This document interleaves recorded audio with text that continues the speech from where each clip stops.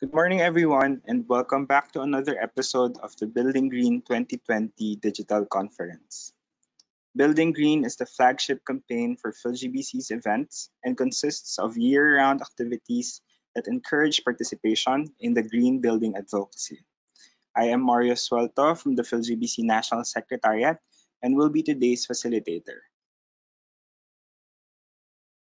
Before we continue, please be reminded of the following event guidelines. This webinar will be recorded by the PhilGBC National Secretariat for documentation purposes. We encourage active participation during the event. You may ask your questions using the question box in the GoToWebinar panel. Questions that you will raise will be addressed during the discussion period. Upon request, an electronic certificate of attendance will be issued by the PhilGBC National Secretariat to your registered email address. Please request a copy through events@philgbc.org. We would like to acknowledge our BG 2020 sponsors, our Diamond Sustaining Member, Neo Property Management, and our conference sponsor, AGC Incorporated. Thank you for your sustained support.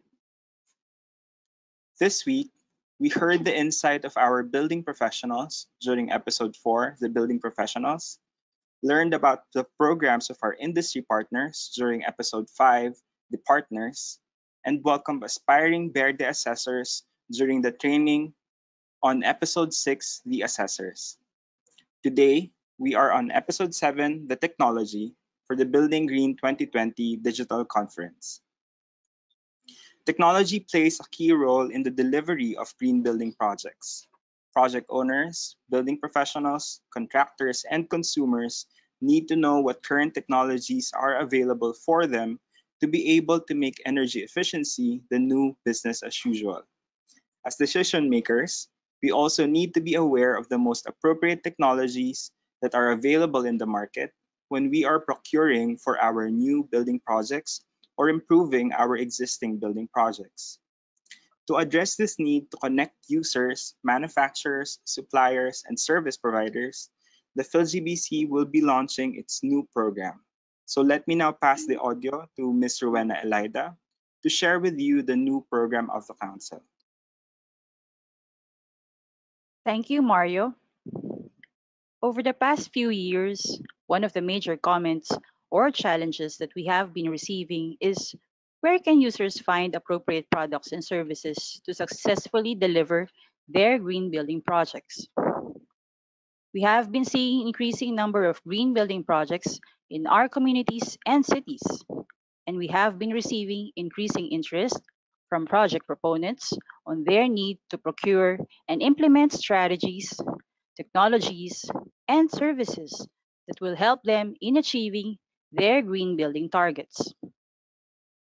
On the other hand, we have also been seeing the increase in the availability of materials and services offering better sustainability performance. In line with our commitment as the venue for the exchange of best practices and technologies in the market, the Philippine Green Building Council is formally launching the Green Building Procurement Hub. The beta version of the hub is now online at greenbuildingph.org. Green Building PH is the online hub for green building products and services and green building projects for lease as our way to strengthen the connection of project owners, developers, and users to the suppliers and manufacturers of green building products and to the professionals and service providers of green building services. PhilGBC created this online hub with the aim of connecting project proponents with the like-minded partners in the industry to support the design, construction, and operations of green building projects. In addition, the hub also includes listing for green buildings to help proponents on leasing a more sustainable space for personal or business use.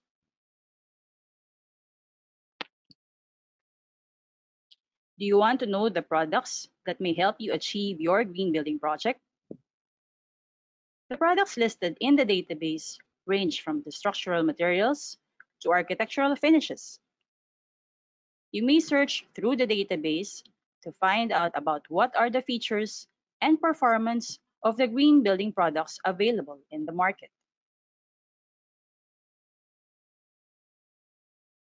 Do you want to know the services that will be able to assist you for your performance targets? You may search through the list of services in the hub and find out about the expertise available in green building industry for the design, construction, and operation of your green building project.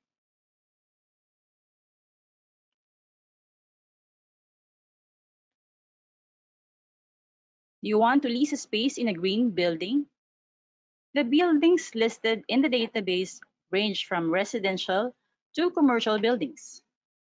You may search through the hub and find out about the features and performance of green buildings available for lease in the market.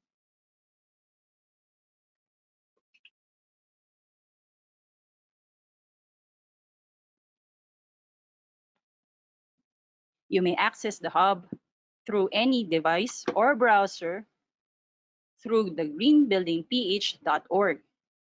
You can navigate through the Green Building PH using the navigation panel at the left of the hub. A search box is located above the navigation panel that allows you to swiftly search through the whole database using keywords for the product, services, or building space you need for your project. You can also search for the brand names, product manufacturers, or service providers, or simple keywords related to your needs. Are you interested in the listed products, services, or spaces in the Green Building PH? The hub also features companies and their contact information for listing to help you in inquiring about the products, services, and spaces for your procurement needs. How can you be part of the hub? For the beta version of the hub, PhilGBC members are provided complimentary listings as part of their membership benefits. The PhilGBC members, you may have your products, services, and green building spaces listed on the Green Building PH by submitting an accomplished form for each product, services, and spaces you want to be listed, and the supporting documentations reflecting the green credentials of your products, services, or green buildings. For products, supporting documents may include eco-labeling certificates, material data sheets, or product specifications. For services, quality assessment certificates, training certificates, professional licenses, or even sample completed projects may be submitted, while the copy of Green Building Certificate may be submitted for green building spaces. Submit the accomplished form and other supporting documents to the Program Secretariat through email at greenbuildingph@philgbc.org. Please take note that all submissions will be received and reviewed by the Green Building PH Program Secretariat.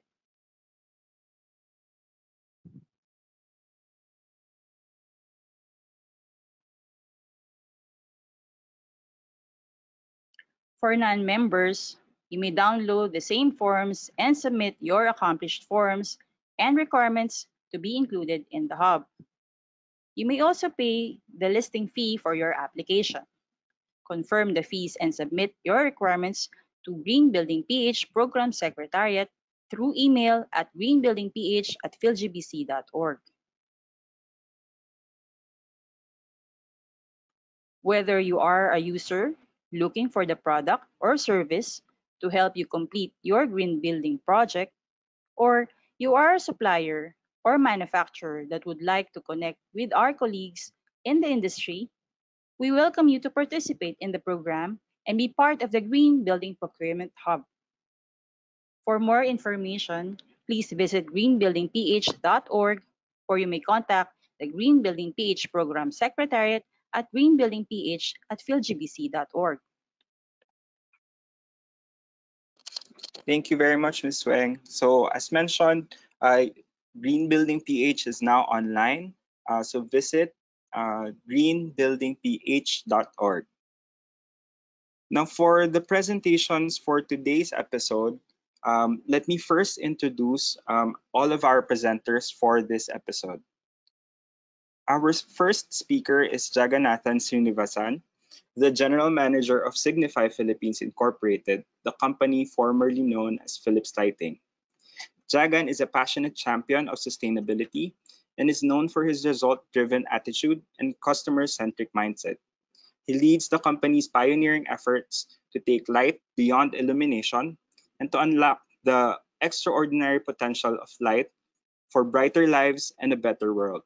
His extensive 20-year experience with Signify spans across the globe, including the Netherlands, where he was based for 12 years prior to his current assignment. His stint as the chief of staff to the CEO gave him the opportunity to oversee boardroom discussions and strategic decision making, including the decision to carve out and independently list Philips Lighting on the Amsterdam Stock Exchange. Our next speaker is Patrick Negrete, the manager for Technical Services Department of Pacific Paint Boysen Philippines Incorporated. He is a chemical engineer and has been with Pacific Paints since 1996. He is the president of the Philippine Institute of Chemical Engineering Boysen Chapter and a board of director and technical committee co-chair of the Philippine Association of Paint Manufacturers. He is also an industry advisor of the Gokongwei College of Engineering, Chemical Engineering Department of the De La Salle University.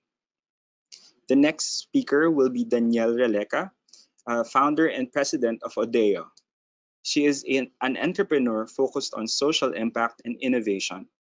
With her background in both public and private sectors in California, she has worked in the fields of public health, affordable housing, and business management. Through her experience, she developed a passion in building sustainable communities to, to fight climate change and provide proper housing to the underserved people.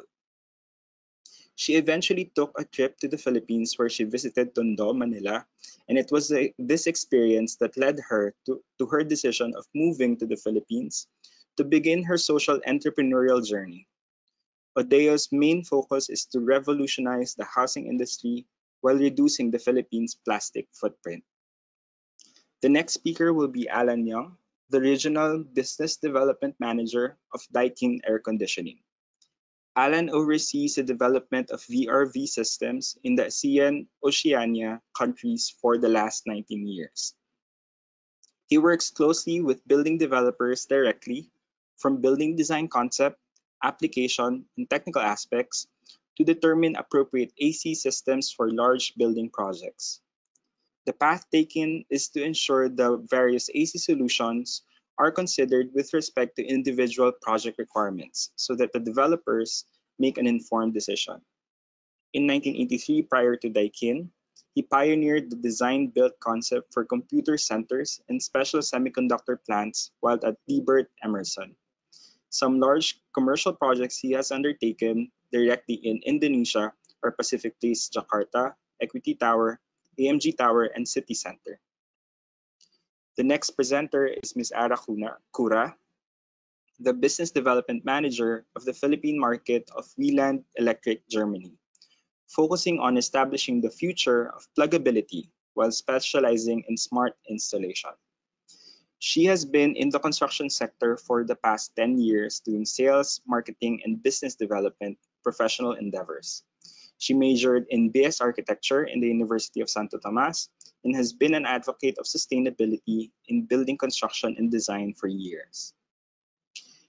The next speaker is Dr. Yusuke Mori, the Senior Director for Strategic Planning and Business Development Division of the Global Technology Networking of AGC Asia Pacific in Singapore. He is responsible for exploring technology collaborations with companies and research institutions in Southeast Asia, networking and lobbying regarding energy efficiency building and smart cities. He received his doctor's degree in engineering for applied chemistry in 2006 from the Waseda University. He has been with AGC for 14 years and worked for the development of functional glass by using wet coating technology at Corporate Research Center in Japan. He has mainly developed the materials for automotive and building, including anti-fog, UV cutting, repellent, and self and easy cleaning. Until today, he has more than 20 patent credits under his name. Our last speaker for this episode is Rajat Radhakrishnan. He is a technical engineer at Vetrotech Sangoban. He specializes in improving fire-resistant and high-security glazed solutions for various applications in different building segments. In the past, he has worked closely with steel fabricators across Singapore, Taiwan, Hong Kong, and Korea to help them develop glazed fire-rated system solutions tested and certified based on international and regional test standards. He is currently responsible for business development in emerging markets. So to start our episode, the first presenter is Jagan from Signify Signify Philippines. So let me load the presentation of Jagan and pass the audio to you. Thank you, Mario. Good morning, everybody. I'll just give it a minute for the presentation to load. Okay, so once again, good morning, everybody. My name is Jagan. I head the business for Signify in the Philippines. Very quickly, who is Signify? As Mario mentioned, we are the company that you probably know as Philips Lighting. Since 2016, we have been independently listed on the Stock Exchange of Amsterdam. We are the world leader in lighting, and sustainability is at the core of our purpose and vision for the company. We operate in all aspects of lighting, whether it's light sources, whether it's fixtures, or slightly more complex systems that are capable of doing a lot more than just illumination. The segments that we serve are pretty much every segment where lighting is needed. So listed here are hospitality, roads and streets, public spaces, offices, industry, stadiums, retail, and so on. We are the number one company, regardless of which subset of lighting that you're looking at, whether it's connected lighting, LED lighting, conventional lighting. We lead the pack with 2019 revenues of about 6.2 billion. And what's interesting is about 3/4 of that revenue was in a B2B space. So while people might recognize us as a consumer brand based on having light bulbs on the shelves, there is quite some work that we do in the B2B space to make sure we help with lighting across all segments. 38,000 people in 74 countries. That's the employee strength that we have. But the statistic and the data that I'm particularly proud about is we have been number one industry leader in the Dow Jones Sustainability Index, not just once, but every single year since our listing as a separate company. So we are the industry leaders. Just to give you some data points, 82% of our revenues is what is tagged as sustainable revenues or green revenues. We recently announced to the world that we have accomplished our objective set in 2015 of being carbon neutral in our operations by 2020. So we are carbon neutral as a company. 90% of our, 94% of our energy use comes from renewable sources. So basically, sustainability is something that we take to our heart and is at the core of us as a company. That being said, I'm going to talk to you today about hopefully something that is a lot more relevant and probably a pressing need of the hour, and that is UVC lighting. So UVC stands for ultraviolet C lighting, and I'll take you through what is UVC lighting and some of the applications of UVC lighting and what is it that we offer as a company. But before we go into any of that, I just want to set this scene a little bit together with you. So let's look at a few available research. This was an interesting piece of research conducted right in the middle of the COVID pandemic earlier this year, towards the end of April, by SAP, the company Qualtrics. So, what that research told us, in summary, was there are concerns that people have, that employees have about coming back to work in the office. So, if you look at some of the points there, three-fourths want their work facility to be thoroughly cleaned and disinfected regularly. Two-thirds don't expect to go back to work right now being late April. Uh, Almost two-thirds expect that the company will work with local authorities before they are allowed to return to work. And nearly half at that point in time thought they will not be going back to work until August or later. And if you look at where we are today and look for yourself in your offices, in your organizations, to a large extent, this is true. There's rarely organizations that are operating at more than half the strength being present in offices today. Now, the general theme is a staggered return to work was foreseen, and it was expected that that will happen in waves based on individual risk levels and also to some extent perception. Now, the next piece of research, I'm going to take you back to pre-COVID times. This was a research done in the University of Arizona in 2 years, in 2002 and in 2014, about the office as a place for breeding germs. Now, that research concluded that a lot of things that we now know very painfully in the COVID world, but already decades before that, there was research that told us flu viruses can survive on surfaces for up to 72 hours. And in fact, even after that, there's enough viral particles left behind on surfaces to infect people. And an interesting one, which once you read it, you realize, of course, that one of the first places of contamination in an office setting was the coffee break room. And the last point there was our work desks. They were literally called bacteria cafeterias because with longer working hours, people having work-in lunches and breakfast and so on, it's a place where we do a lot of things other than just typing on our keyboards. So that automatically results in the desk being a source of contamination and germs. And the alarming thing was, that study found that the average desk contains 400 times more germs than the average toilet seat. Now, this was from the US. The next slide gives a European flavor for this for a similar research. This was analysis synthesized from various research papers that concluded that roughly one-fourth of weekly contacts are made at the workplace. Once again, in hindsight, that's not a surprise to any of us. But it also said that, based on those modeling studies, about one-sixth of all influenza transmission occurs in the workplace. Okay, so far we've looked at research that pertains to the office.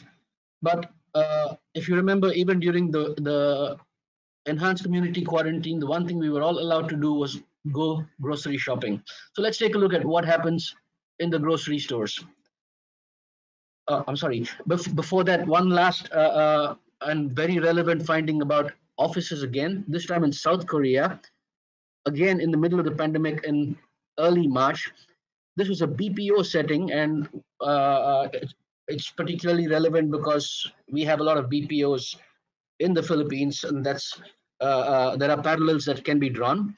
In that setting, out of 216 employees, 94 were COVID positive. indicating an attack rate of nearly 50%. Now, what this outbreak and this research showed was that the particular virus causing COVID 19 is exceptionally contagious, and in crowded office settings, that makes such an office setting an automatic high risk site. Now, like I said, let's look at what happens in grocery stores in the next slide. This is another research particularly done on grocery stores that concludes there are several high touch areas in a grocery store that are prone to bacteria transmission, um, or germ transmission. So traditionally, the shopping carts, which we all use, that has 361 times more bacteria than a bathroom doorknob.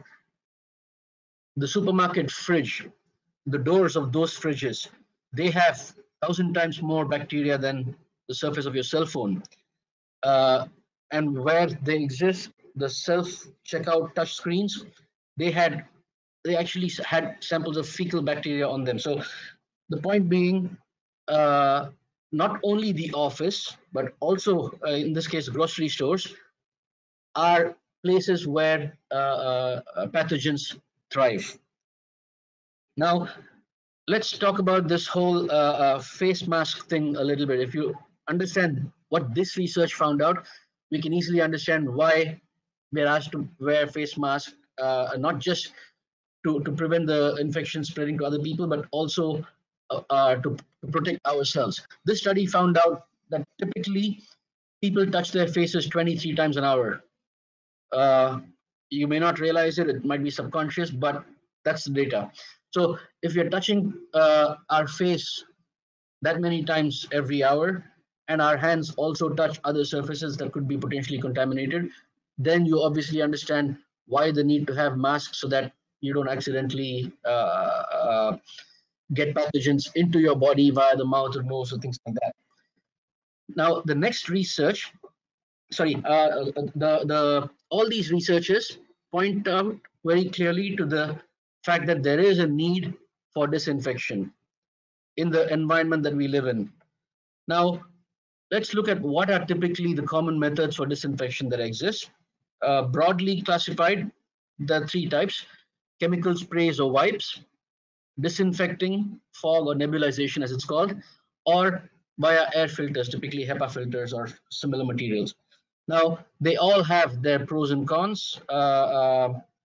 Okay, in some cases, it's not possible to use those methods to disinfect vulnerable equipment. In some cases, it's a little bit more expensive to as a disinfection method. But what is one takeaway that we can have based on all the previous research and the fact that we now are in the midst of a COVID pandemic is very simply all these disinfection methods are not entirely foolproof, are not entirely addressing the need for disinfection thoroughly. Now, that's why there is a new disinfection method that is required in order to protect the health of your employees, customers, visitors, guests.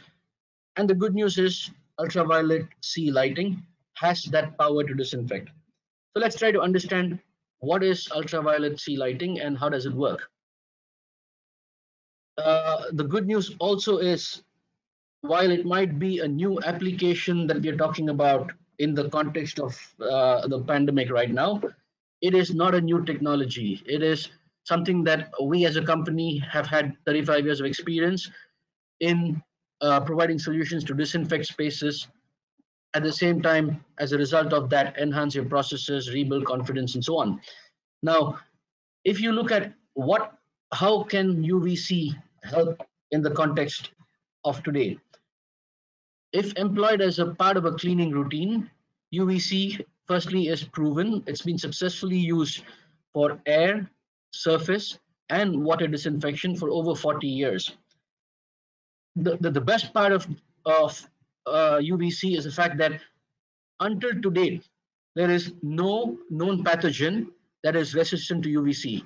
So long as you have a sufficient dosage of UVC applied, nothing, no living organism would survive it. Uh, and then it's fast. It disinfects surfaces and objects in a matter of minutes, in some cases seconds, and it's versatile. It can be used in numerous applications, as I will show you later in the slides. Now, with such a powerful tool in our toolbox, we have to ask ourselves, why are we still not embracing it the way we should? But let's understand what is UVC and how it works. It's not very complex. UVC is part of the light that comes to us from the sun. It's thankfully it's that part which is invisible to the human eyes, and it is blocked from entering the earth by the ozone layer we have above us. So ultraviolet is basically light in the wavelength below 400 nanometers until maybe about 100 nanometers. So if you look at it, it's classified into three different types: A, B, and C. UVA gets past the ozone layer, gets to us, and that's basically what gives us a nice suntan if we spend a day on the beach.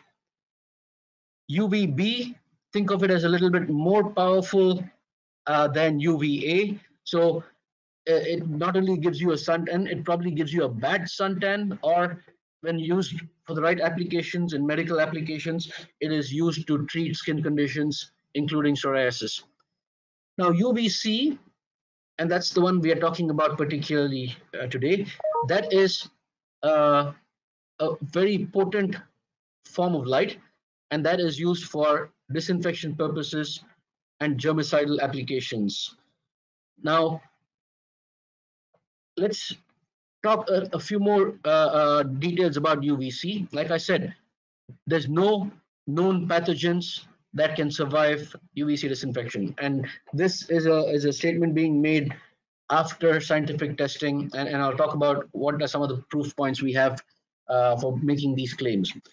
We've been in this UVC business, particularly in hospitals, for more than 40 years. UVC disinfection devices are not for medical applications, so we are very deliberate in pointing out, if you need to use UVC for medical applications, that's a separate discussion. What we are talking about today is UVC in non-medical applications. And the principle is very simple.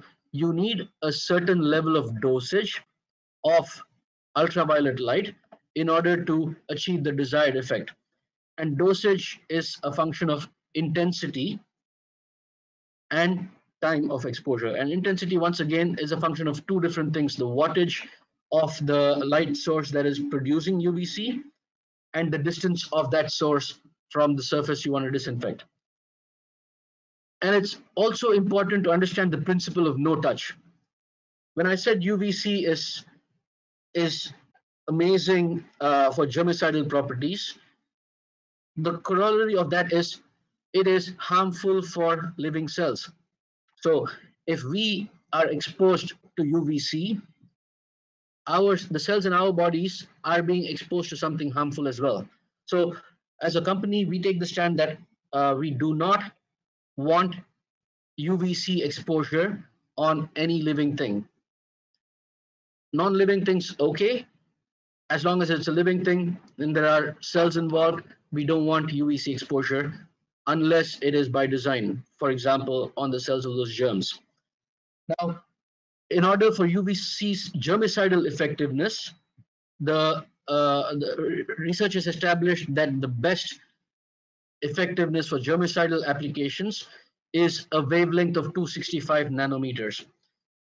And unfortunately, lighting technology is not at a stage where you can produce a certain wavelength of light on demand, which means decades of R&D work that has gone into developing and perfecting our UVC lamps thankfully produces consistently a wavelength of 253.7 nanometers, which, if you see on this curve, is pretty close to the most effective wavelength of 265. And at that point, uh, I would also say it's about the best artificial source of UVC there is in the world today for germicidal applications. Now, there's also this terminology that becomes relevant in this world, which is log reduction value. So, depending on what is the requirement for the application, typically an LRV4 is considered good enough for almost all applications. Of course, choices can be made on LRV2 or LRV3. That basically means what percentage of pathogens available in an existing surface or an area are deactivated. So the exposure time or the wattage, so basically the dosing will be higher if you want a higher log reduction value. Those are some fundamentals. Now, like I said, this is just, I don't expect you to be reading everything on the slide, but this is just to show that we do take our claims very seriously. And before we will make a claim like no pathogens can survive our UVC sources, there is research that has been done on specific strands of bacteria, specific strands of yeast, mold spores, viruses, protozoans, algae, you name it. And very recently, I believe 1.5 months ago or 2 months ago, we actually managed to get results of testing on the coronavirus itself, the SARS-CoV-2 virus, where we worked with Boston University School of Medicine, where there is the National Emerging Infectious Diseases Lab. That's a biosecurity level 4 lab in the US where this research was concluded. The research papers are available for those of you that are interested, where the conclusion was there's a certain dosage of uh, UVC from our Philips light sources results in a reduction of 99.9999% of all the SARS-CoV-2 virus that were present. So we are very, very confident, and with this validation, we are convinced that we have something that in our portfolio that the world needs badly today. So let's understand how the virus transmits. And this is while I'm explaining it for the SARS-CoV-2 virus, a lot of viruses, a lot of pathogens transmit in this manner. It's through direct airborne transmission between people. It can be through indirect airborne transmission through the air flows, and it can be surface-borne transmission. So let's understand what the difference are. Airborne transmission between people is, for example, I cough and somebody happens to be close enough to me, and the particles that are coming out from me, the fluids, end up being inhaled by them or ingested by them, and that's the source of contamination or the source of transmission. Indirect airborne is I cough, my germs are suspended in the air, and eventually somebody breathes it. That's indirect airborne. Indirect surface borne is when I cough, droplets fall on an object near me, and somebody else touches that object later and then uh, touches their mouth or nose, and it gets into the next person. So these are all possible ways of transmission, while on a day-to-day basis, almost there is increasing study and increasing knowledge being gained and built up on which one is primarily contributing more to the COVID transmission. It is not a matter of debate that each of these can potentially transmit. So we need to, if we are thinking of a solution that prevents this transmission, we have to think along these three lines, and that's basically what we have done with our UVC portfolio. So first one is air disinfection, and in terms of air disinfection, there are three uh, ways to do it. The first way is what we call upper air purification.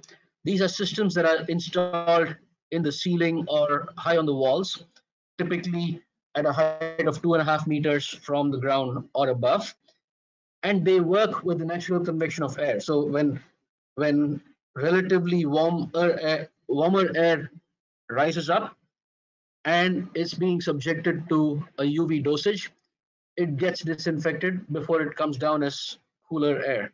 At the same time, it's also getting cool because the air conditioning is probably at work, and that's what is being leveraged in the case of upper air purification. The natural convection of air is being utilized to make sure that the air that is when it's at the top is being disinfected via an appropriate UVC dosage.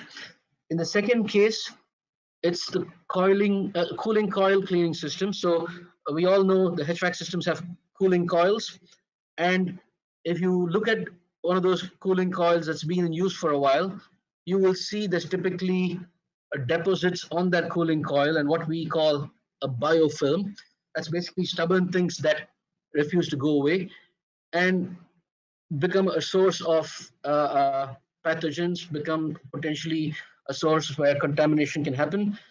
Now, by having UVC treatment of the cooling coils, we keep them free from the biofilm formation, and that's another way of ensuring that you take away the risk of potential contamination.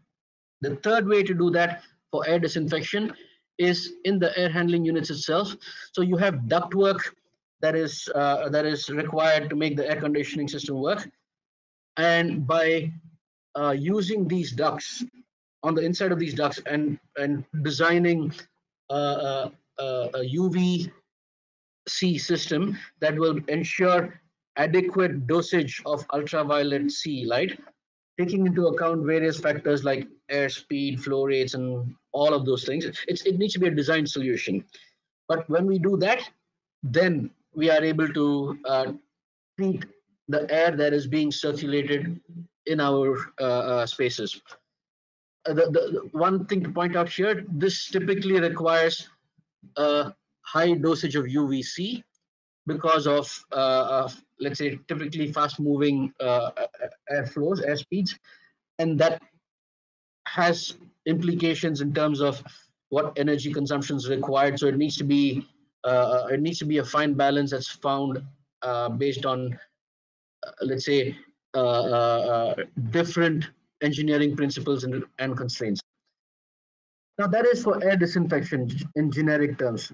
Let's talk about the next one, which is surface applications, because like I said, the transmission can happen direct airborne, indirect airborne, and indirect surface borne. So for the surface borne, what we have again, or what is there is again three different types. You can talk generically.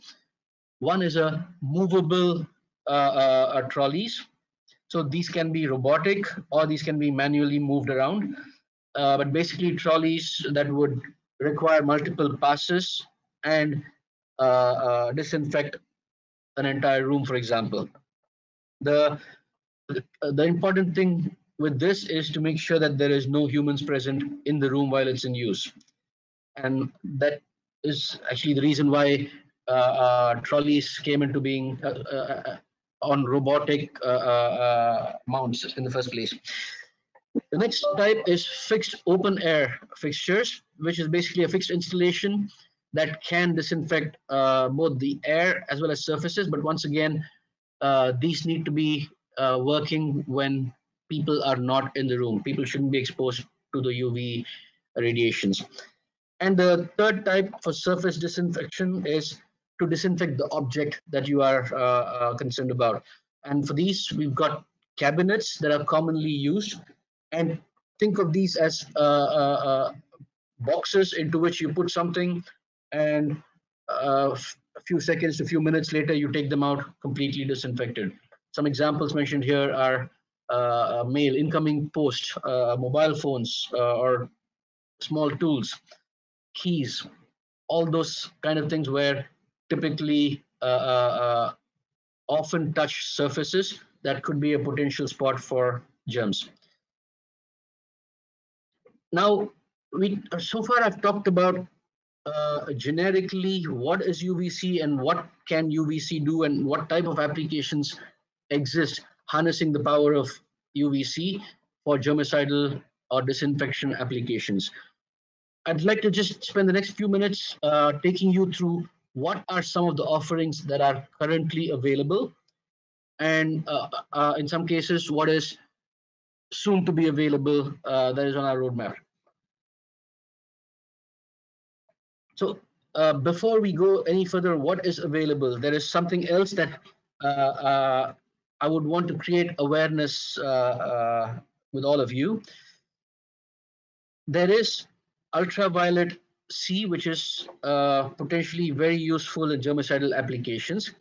But if you do not know what you're doing with UVC as a manufacturer, the process of creating artificial ultraviolet C light also creates ozone. Now, ozone is pretty harmful. It's a toxic gas, to put it mildly. And if you are only breathing ozone, the simple truth is you will be dead in a matter of minutes. So that's the effect of ozone. And unfortunately, when UVC light is produced, there is ozone that can also be produced. So what we have done, and this is as a company, it's a choice that's been made, and everything coming from Philips in the UV lighting space uses a special glass that is dosed with additives, and the purpose of these additives is to prevent that ozone gas from being emitted. So I can safely and confidently say there will be no ozone emissions from Philips UVC light sources. So that's an important distinction to make, because if you come across UVC solutions that typically talk about after you have used leave it alone for 30 minutes or 15 minutes or whatever time period, that's basically what you're being advised to do, is allow for a ventilation time so that that ozone can be mixed with air and it can go away, it can be diluted, so to speak. And at that time, when it's not yet diluted, you're being advised not to be close to that appliance or device, because there is a risk that you will inhale that ozone, and that's not good for you. So uh, as a benefit, as a side benefit, the fact that we don't have ozone emissions also means the Philips UVC products do not need a ventilation time. But that's, like I said, that's more a side benefit. The real starting point for us is we cannot have ozone emissions, because that puts people at the risk of health problems. Having said that, this is our existing UVC portfolio at a glance. So, like I said, we've got room or surface disinfection, typically in the form of trolleys, in the form of desk lamps, ideal for small rooms, in the form of engineered systems with UVC sources and multiple levels of controls and redundant safety features. Then we've got air disinfection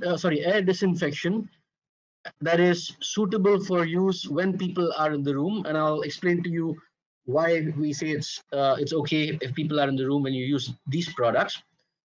And there's a portable type, there is a fixed type, and there is a backend control platform called Interact that can be used. And besides that, there are object disinfection solutions that are typically chambers of various sizes, as well as what you can see here that looks like a kind of tunnel, a luggage tunnel, if you will, through which objects can be passed through and they come out disinfected. That's an overview of what we have. And the next few minutes, I would like to take you briefly through each of these to see how that can be used and what kind of applications that would make sense for. So let's start with the upper air disinfection. I'm not going to repeat this in every slide, but basically everything I'm going to talk about is using the light sources that have been proven effective against the SARS-CoV-2 virus. And just for those that are interested in the details, it took in lab conditions, it took 6 seconds to get 99% inactivation, and it was translated into 25 seconds for 99.9999% deactivation. That being said, in this case, you would either have a fixture mounted high on the wall or in the ceiling, and it needs to be designed. It needs to be designed to ensure the coverage is right. So it needs to take into account your ceiling height, your area of the room, and which parts you want to be disinfected, and so on.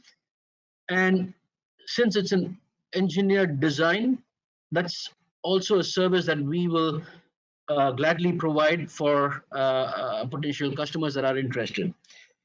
At the same, the best part of this is it allows disinfection of air while the business activity continues. So imagine you could simply be having your offices work like normal, with people going about their business with no concerns about harmful unintended exposure to UVC, which is unsafe.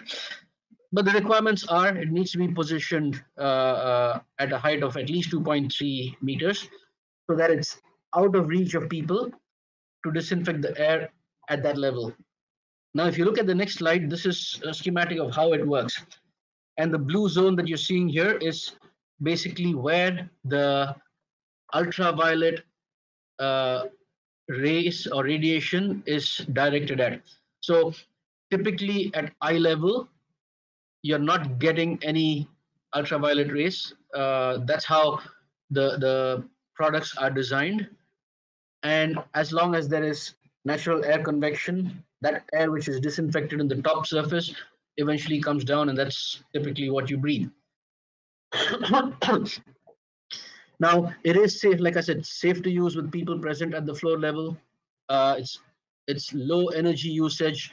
It is a high level of efficacy. I mean, those are things that I don't even bother mentioning, simply because when it comes to anything to do with light, arguably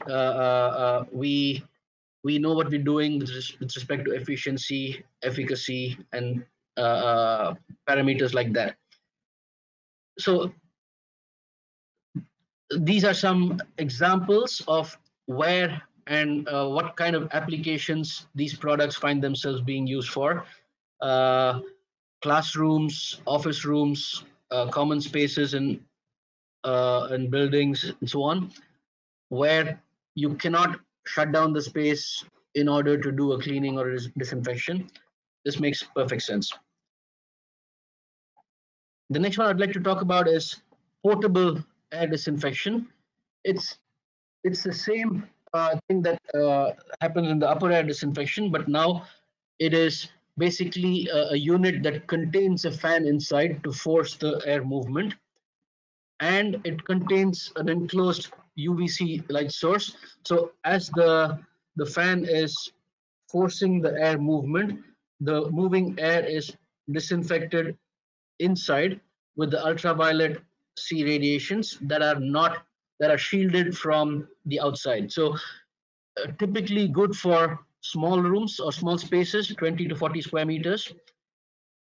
Once again, it is better if it is thought through in engineering calculations, but if not, this is good enough for small spaces, and in that sense, this can even be a consumer proposition because you don't need a technician to figure out how to use this right.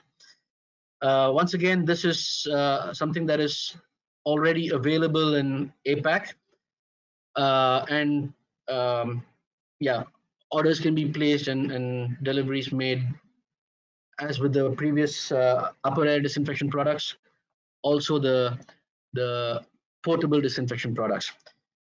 Moving on, for object disinfection, we have three sizes of professional chambers.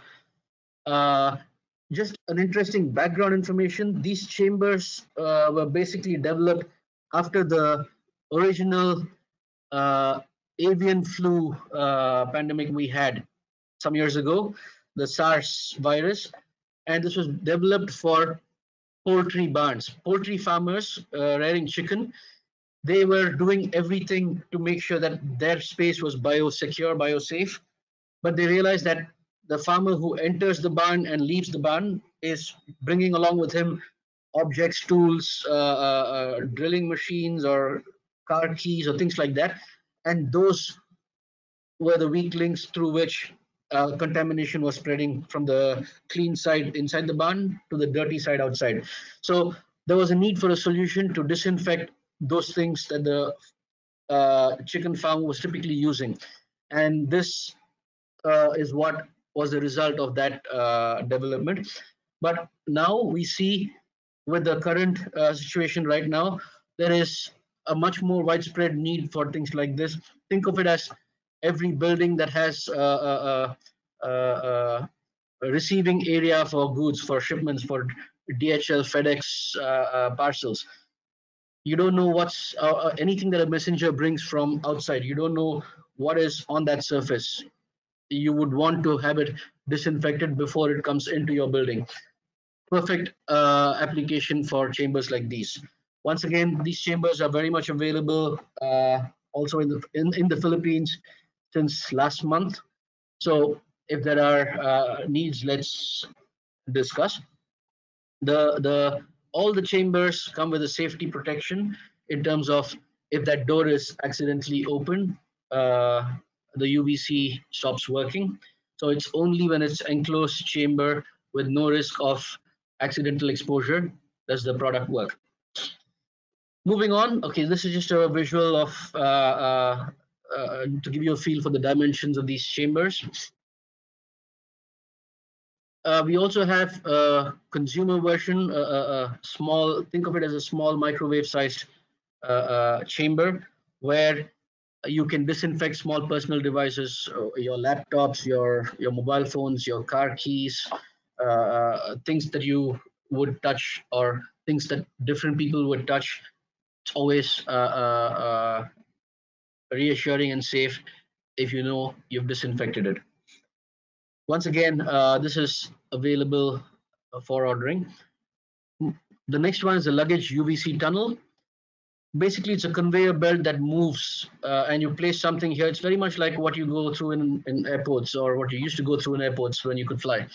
Uh, Objects are placed there, and by the time they come out on the other side of the tunnel, they have received the levels of UV dosage to sufficiently deactivate any pathogens that might have been on the surface. Once again, typical application areas can be hotel lobbies as the guests enter, or simply back of house of pretty much any building to receive packages that are or incoming deliveries. So this is just a visual impression of what are some of the things that you can do with a chamber like that. Everything from your ID badge to your luggage to your phones, walkie-talkies. Those are all things that can be a potential spot for germs and would be served well to be disinfected. Now let's move to whole room disinfection. These are typically what we would recommend for spaces where you can shut down a space for a short period of time. So because these are systems that should be employed where there are no people, no chance of accidental exposure. If you have these kind of systems to design one, you would need to take into account the necessary sensors, the necessary alerts that you might want to put in, because safety is paramount. You don't want to get accidental exposure where it's not intended. Now, typically, what would a system like this look like in terms of architecture? It would comprise of the various light sources, and there are different options for that. It would involve occupancy sensors to detect occupancy, and it would involve alerts, or what we call multiple redundant safety features. So you can have a kind of emergency stop button. You can have door contacts so that when the door is open of the room, everything shuts down. Or you could have occupancy alerts. You could have visual, audible alerts via speakers, via blinking lights. Those are all possibilities that need to be part of a configured solution for spaces like that. Now, if you don't, if you have a small space that you would like to have flexibly disinfect, then the trolleys are a perfect solution for that.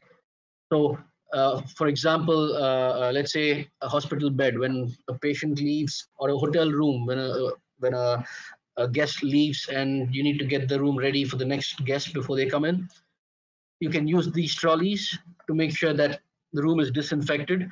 Once again, you need to take into account the size and where are there visual blockages. So shadow areas need to be treated with multiple passes to make sure that you don't accidentally miss out a surface. But if you do that consciously and carefully, this can be a very effective solution to disinfect a relatively small space. Once again, all these products that I'm talking about are available very much in the Philippines for order as we speak. And then we move to the desk lamp, as we call it. It's basically a UVC light source that is to be left in a room. Typically, it can cover an area of 25 square meters, so rooms at home, or small guest rooms, or small meeting rooms. These are once again things that are to be used when no one is around. So it comes packed with features to ensure that there's a voice instruction that is or a commentary that is part of the built-in features.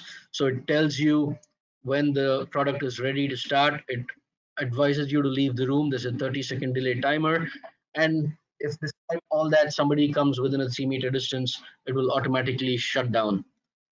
It's available in a couple of different colors: champagne, gold, and silver housing finish. And uh, you can already find it in some of the stores in the Philippines, like Wilcon or Ace and so on. Then we move on to the next, uh, probably the most important aspect that I want to once again emphasize at the cost of repetition.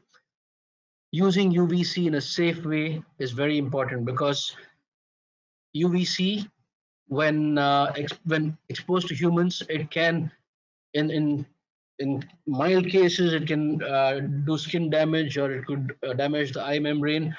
In severe cases, we're talking about worse consequences. So we don't want that. Therefore, it's key that the lamps are always shielded from direct radiation. Once again, I want to emphasize the ozone part. When you are making a choice for UVC disinfection, please find out and reassure yourself that there is no ozone emission being made, because you don't. The last thing you want is an unintended side effect, which is more harmful than the problem you're trying to solve in the first place. So, as a company, what we do about safety, and this is a generic rule, so anything coming out from Philips will adhere to this rule, which is our safety philosophy. When it comes to UVC, we need to have uh, an instructional safeguard, and either a time safeguard, equipment safeguard, or a containment safeguard before that product is allowed to be introduced in the market. What does that mean? Instructional safeguard in layman's terms is just proper instructions on how to use it right. Make that as obvious as possible with on product stickers or warning symbols or labels, instruction for use. And then you can say, yeah, but people don't necessarily read all that. And that's the reason we say, on top of that, there needs to be one of these three. A time safeguard is something that delays, for example, a delay timer in a UVC trolley. So you put the trolley on, and there is 2-3 minutes given for you to safely get out of the room before it starts working.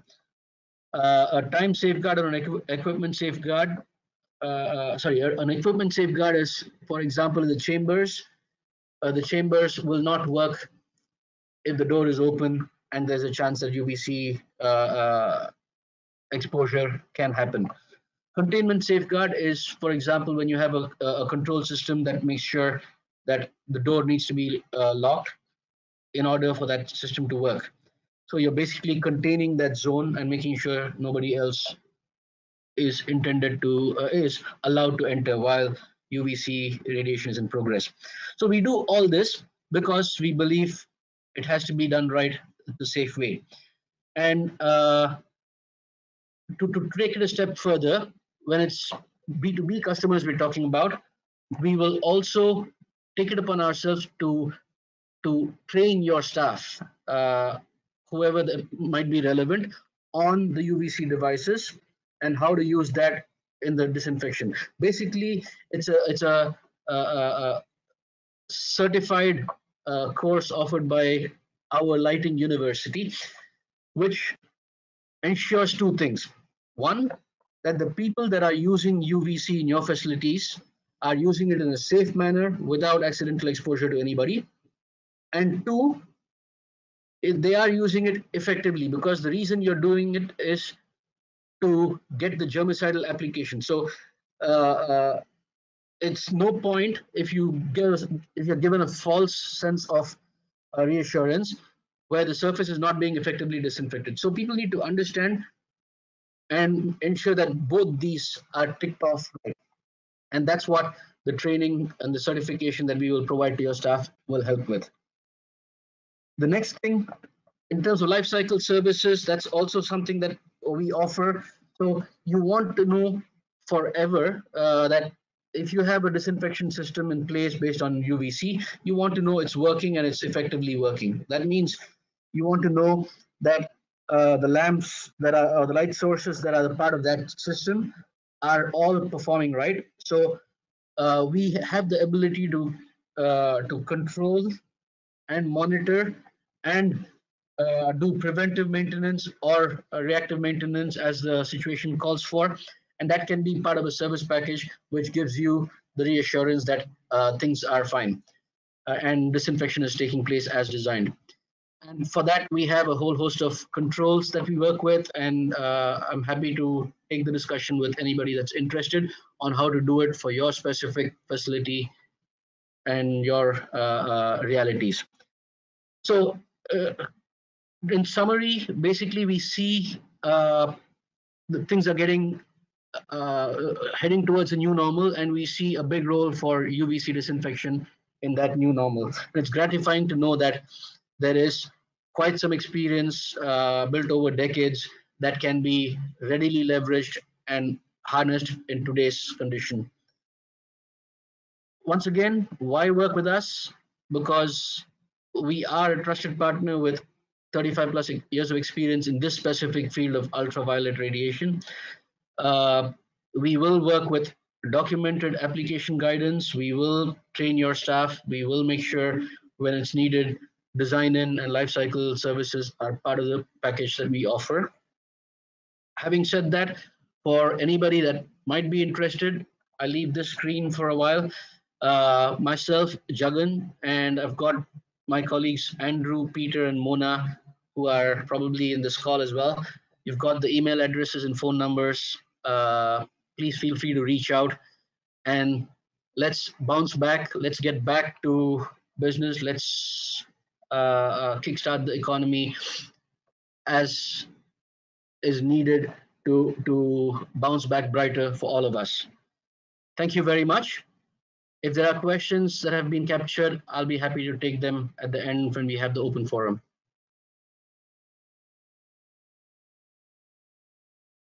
Thank you very much, Jagan. So we'll now move to the next presenter for this morning.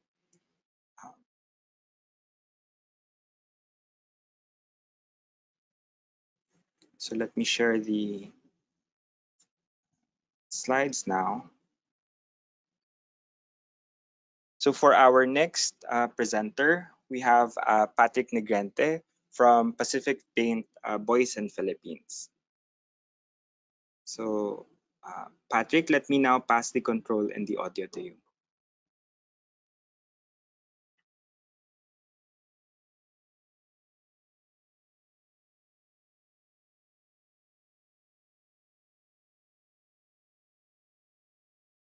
Hey, thank you, Mario, and good morning, everyone. Again, my name is Patrick Negrete. I'm from Pacific Paint, Boys and Philippines. Okay, and this morning I'm here to discuss with you the programs that our company is doing to comply with the requirements for green building. Okay. Now, since we make paints, we are used to the notion that paints are odorous, therefore high in VOCs or volatile organic compounds, and they are considered as health hazard, especially during and after application. So with this, it has become a challenge for us to change this image of paints and coatings. But first, let me introduce to you the company, Pacific Paint Boys and Philippines Incorporated. The company is already on its 67th year of existence in the country, and it is ranked number 48 largest paint company in the world by the Coatings World 2018, and has been a leader in developing products that have more functions other than giving color and protecting our building materials. We are the first to introduce mercury-free latex paint in the country back in the 80s, and we are one of the first to change all our formulations to lead-safe paints back in 2007. It is years before a law on lead-safe paints was imposed back in 2019. So now we have a lead-safe certification from SES Global.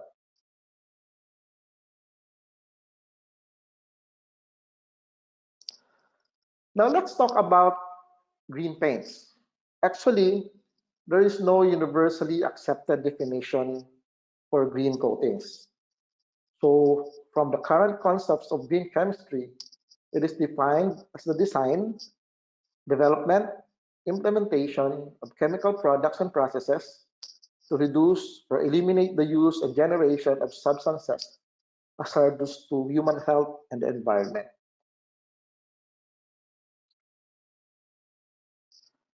So with the current eco-labeling and green building regulations, we have seen limits in VOCs or volatile organic compounds and emissions, restrictions on raw materials used, location of harvest and manufacture being considered, solar reflection that may depend on the color of the coating, especially if it is a roof coating, etc., and other regulations that we follow to have for these green building regulations.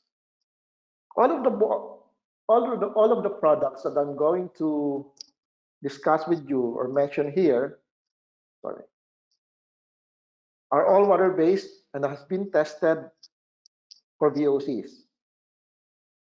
Testings were done in TUB, PSB Singapore, and of course, for Verde points, the possible Verde points for the products that I will mention here for their low VOC. First is the low VOC environment. That's the EQ PT-7. That's 1 point. And gear control. Okay, that's the EQ PT-3, also for 1 point.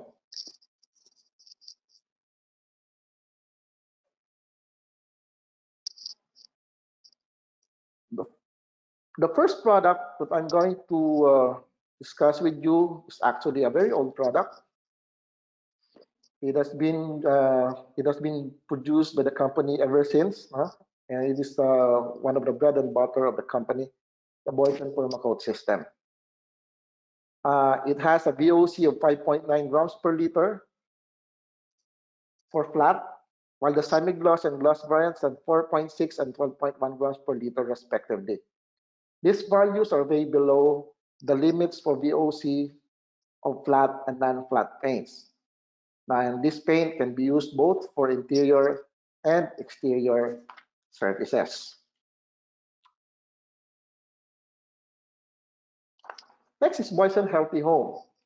Now, aside from being low VOC, this paint is also antibacterial and odorless. Okay? This paint has been used in the different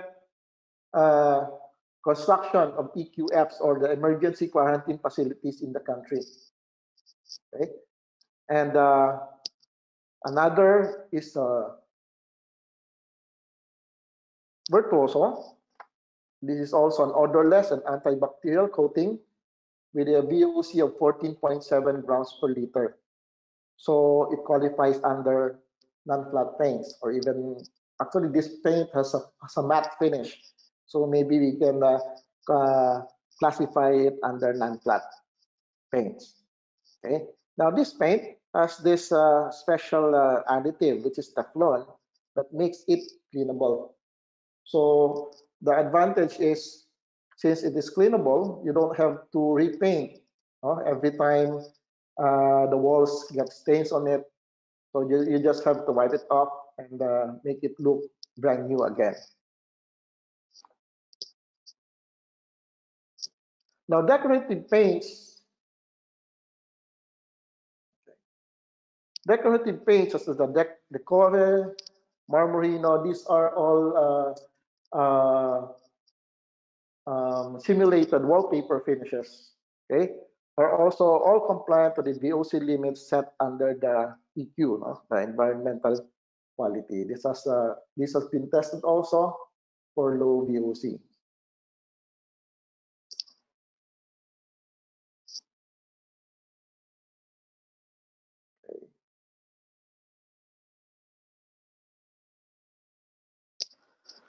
We also have a water-based metal primer, Prime Guard, with a VOC of 14.9 grams per liter. And this is ideal for use on galvanized surfaces and stainless surfaces, as well as aluminum surfaces. Since most of the metal primers are solvent-based, they have high VOC contents. So this product, Bison Prime Guard, is therefore an ideal solution for VOC compliant paints for metal surfaces.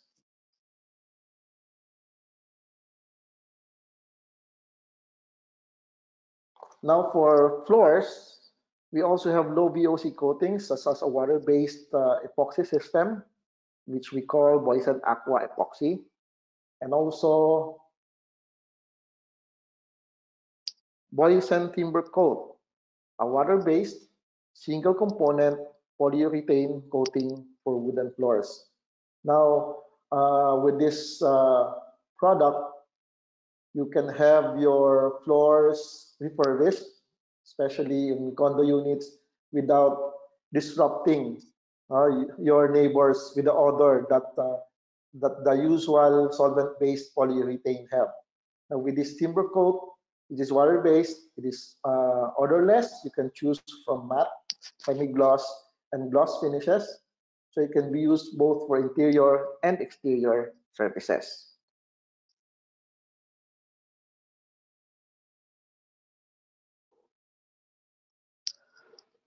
Now for the roof, actually we have two roofing paints, no? Boysen Roof Guard and Boysen Cool Shades. I'll focus more on cool shades as this product uses this special infrared reflecting pigments, no, that enables the paint to reflect the heat of the sun, thereby addressing the issue of heat island effect. Now the possible birdie point for this is the LEPT-5 heat island effect building group. Okay, that's for 1 point. How does this product works? Maybe I have the slides for this. Okay. Now, of course, we have the most common shape of the roof is like a triangle, right? So when the sunlight hits a roof, usually most of it are being absorbed by the roof. So the heat is being transferred from the roof to our ceiling and inside the room. That's why we need to have air conditioning units and for sometimes electric fan just to lower the temperature of the room. Now with this type of coating, boys and co-shades, most of the infrared part of sunlight, which is comprises of 52% of sunlight, is infrared. So are reflected back into the atmosphere, thereby lowering the temperature of the roof and having a cooler interior of our rooms and buildings. So these are just the values. No? We have these total solar reflectance values, and with these TSRs, we can actually compute for the SRI, the solar reflectance index, that we usually consider in getting those Verdi points.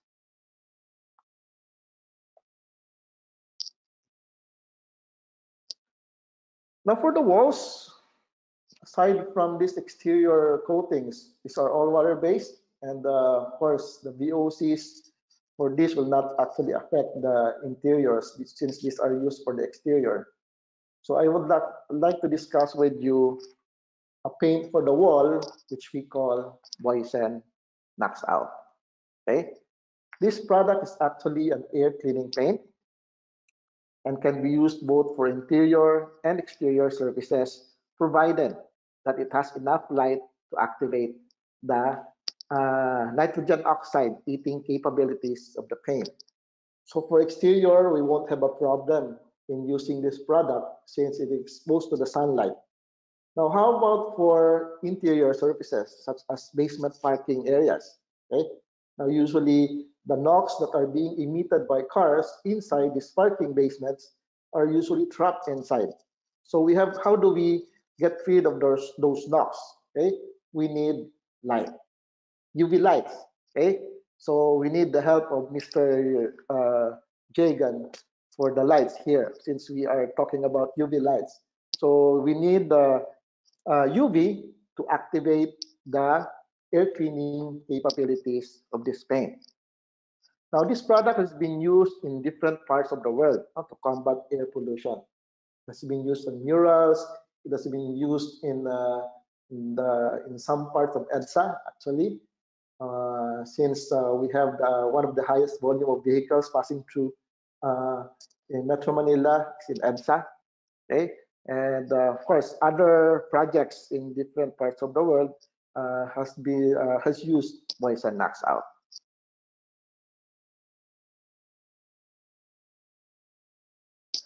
Okay, now in addition to our line of green products, we have this Boysen Wood Prime. Actually, this is a water-based paint, but it's intended to be applied on wooden surfaces. Now, we usually don't recommend water-based paints on wooden surfaces because it might cause damage to the quality of the wood, and of course, it will not have a very good adhesion on the wooden surface. But this product has been formulated for that purpose and also to address our problem of applying an odorless paint inside a room, no? An occupied room.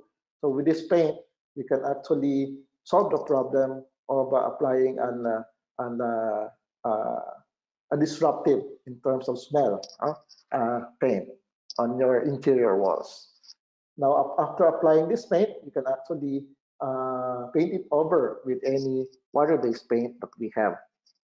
Also, low VOC.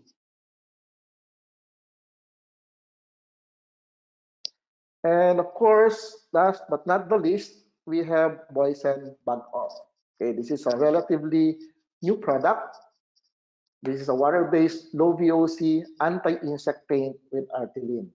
Okay, so this product has been tested to be effective against dengue mosquitoes, cockroaches, and houseflies.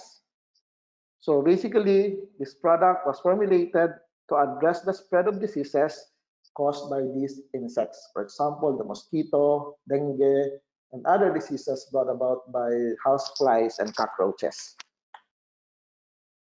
The product was also tested to be not harmful to humans and other animals. So it was formulated to be harmful only to these insects. Okay? And this product was tested at UPLB, and also Boysen Bug Off has been approved by the FDA and has been awarded as an environmentally preferred paint by the Singapore Environment Council through the Singapore Green Building Program. Okay. So this paint is very ideal. It can be used for interior as well as exterior surfaces. It can be used for inside the walls of your cabinets. Okay, that's to address the cockroaches if there are any. Uh, okay, the paint lasts actually for 3 years.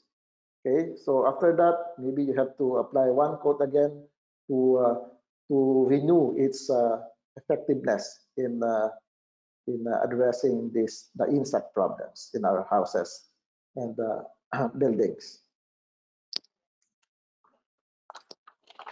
So there we go. Line up environment-friendly paint products from Boysen. And rest assured that we are not stopping from innovating and developing more products that would benefit our users and the environment as well. So I'll be glad to answer questions later after the all the presenters have presented. So thank you. Thank you very much, Patrick.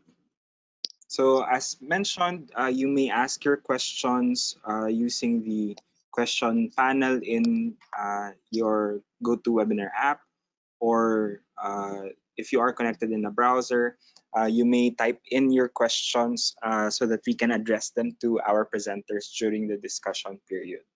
So we'll now move to our next presenter, Danielle from Odeo. Let me just share your presentation on the screen now. So let me now pass the audio and the presentation to Danielle. Okay, thank you so much, Mario, and thank you also, PHILGBC, for inviting me to present over here. So, my name is Danielle Roleka. I'm the founder and president of Adeo, where we're really aiming to help families achieve affordable and sustainable living. And before I get really into it, I just kind of wanted to give you give a little bit of background about myself and why I exactly started this company. So I'm a Filipino American originally from California, where my previous background, as mentioned earlier, is in public health. So I've always been conscious of the environment, and I guess you could say constantly asking myself, how can I make a difference in this world? Visiting Tondo, Manila made me really realize that there's a serious opportunity here where I can actually provide a positive impact. And what better place to start at home? So, kind of a funny story, but my mom eventually told me that I'm a Philippine citizen. So that kind of clicked to me, and I knew then that was my answer to eventually making the decision to move to the Philippines and start Adeo. Let's see. Oops. Okay. So what is Adeo? We're really here to revolutionize the affordable housing industry while at the same time reducing the country's overall plastic footprint. And how we're doing this is we're simply introducing a Colombian technology called Bloque Plus. So you'll see some examples in the next slides, but pretty much imagine a Lego-like construction brick that's composed of 90% upcycled plastic. And just to kind of give you some statistics about solving this problem, if we're really talking about the plastic situation here in the Philippines, this country is the third largest contributor to ocean plastic pollution, with 81% of it being mismanaged daily. That being on the screen 5,589 tons per day. And to kind of paint a picture of that, imagine the equivalency of 3,700 compact cars. So that's a lot of plastic.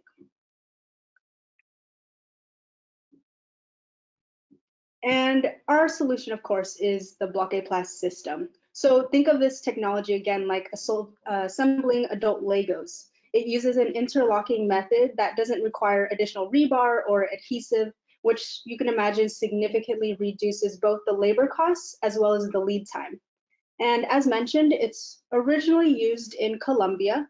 It's now currently being used in Costa Rica, Dominican Republic, Mexico, Spain, and even Cote d'Ivoire in West Africa. So Blockade-Plast altogether, it's been completed, or it's completed more than 150 different projects worldwide. But as a new company in the Philippines, we are in the early stages of introducing this technology to the country. But after we complete our pilot model by the first quarter of 2020, we have a modest goal of helping out 100 families by year end. And afterwards, we plan to triple that by 2022.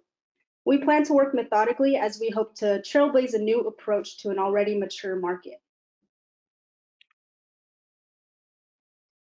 Now, the production process is pretty simple. So what we do is we source the plastic directly from the landfill or our partnered organizations. We first collect the plastics up to 6 different categories. So some of those plastics being like your regular everyday plastics, styrofoams, plastic bags, PET bottles, electronic waste, detergent bottles, shampoo bottles, typically plastics that are usually hard to reuse or recycle. And then after collection of it, of course, we wash it, we feed it through our shredder, and then we combine and melt the plastics with our non-chemical additives, and we put it into a mold for it to melt. It then, after melting, we put it into a water chamber for it to cool down, and then we go into the extrusion process, pretty much pushing out the brick. And all of this, it is an automated process. So if we were to have one production line, we could annually produce about 24,000 to 72,000 square meters of bricks, depending on the amount of shifts that we take on. Okay, so if we were to look at just a standard 50 square meter single story unit, just using 4 workers, we could actually build the entire structural framework within 4 days. And this this house alone is actually taking in 7 tons of plastic waste. And again, using our method, you don't need additional adhesive, sealant, or rebar to construct the building, which is why it's able to cut down labor costs in half and the regular construction time by up to 80%. So it's very efficient. Now, here I wanted to just mention some of the qualities of our product itself. Number one, a majority of it is plastic, so it is water resistant. It has been tested to withstand winds up to 250 kilometers per hour. It's resistant to an earthquake magnitude of 8.0. It's flame retardant as well as thermoacoustic. So pretty cool fact that in Colombia, one of the hottest days was recorded at 42 degrees. So that was an outside temperature. Indoors in the Blockade-Plast structure, it actually recorded to be 28 degrees. So you could see how it actually reduces the temperature about 36%. And again, it doesn't require additional adhesive, rebar, plaster. Because of its plastic qualities, it's resistant to rodents, insects, and other microorganisms, very low maintenance costs. And the brick itself is more durable compared to a non-load bearing concrete hollow block. Talking with a lot of developers over here, non-load bearing CHB is typically registering at 150 to 200 PSI, while ours is at 460 PSI. And not to mention that, but due to the plastic nature, they are long lasting and they don't crumble the same way that CHB does, which is really good because this helps with the transportation process, allowing it to prevent the loss of materials and, of course, more notably, the earthquake. Now, these are just some past projects using the Blockade-Plast system. Please take note that as I present these pictures, these are showing the bricks in its most raw form with little aesthetic finishes added to it. And the reason for this is because we not only want to introduce this type of building method, but we also want to show off this type of clean design with even the exposure of the bricks. Okay, so here, both of these pictures, these are showing using structural steel I-beam, which is how we are first going to introduce Blockade-Plast here in the Philippines. This is to assure that we follow the Philippines building code and making sure that we can introduce this faster to the market. Eventually, we are going to develop stronger columns and beams using the same plastic technology. But for now, again, to make sure that this could be a faster introduction to the market, we will recommend to use steel I-beams for the structural framework. And here you'll start seeing the bricks being used in several different applications. It's a brick, so there's many uses for it. In this case, we have a school on the left side, and then on the right, you'll actually see how it's incorporated with other materials such as bison board, wood. Here we have a perimeter wall on the left and even a warehouse on the right side. And lastly, this is just to show you that you can drill into the bricks in order to mount your TV, cabinets, pictures, etc. And this is optional, it's not necessary, but depending on however you design your structures, you can also use plaster or skim coat.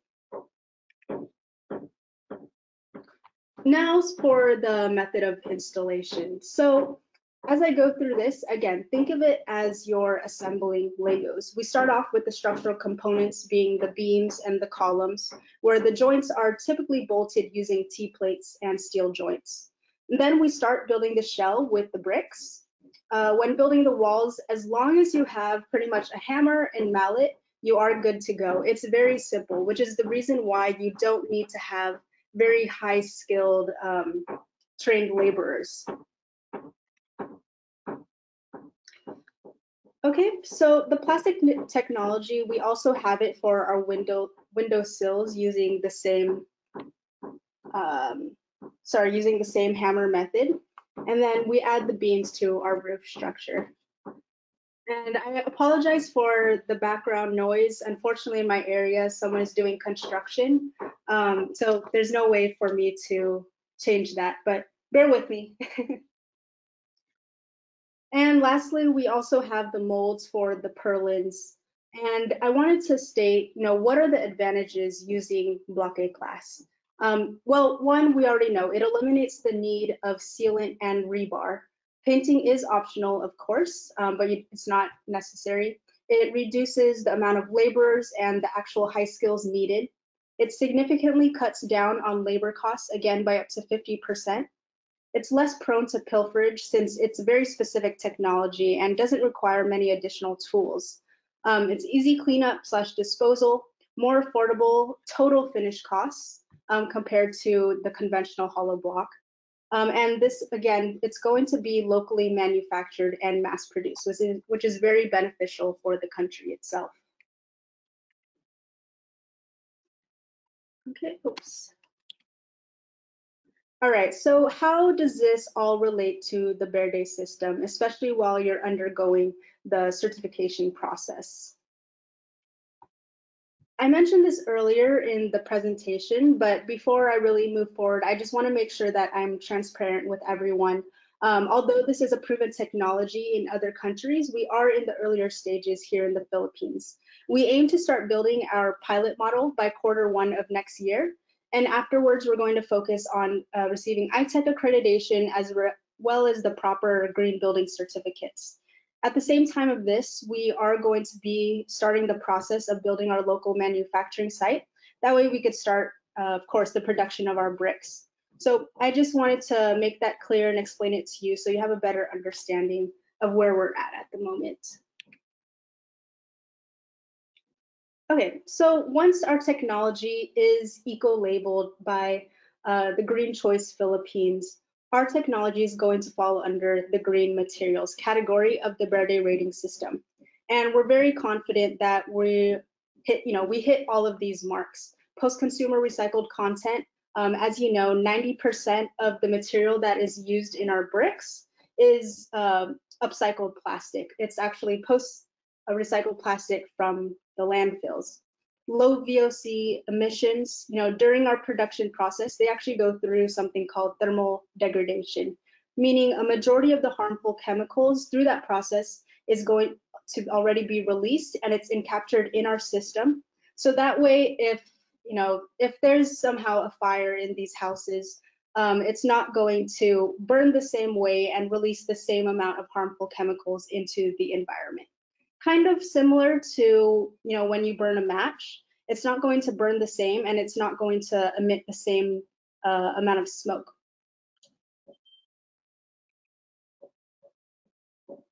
Okay, so why is this good to pursue for the Verde certification process?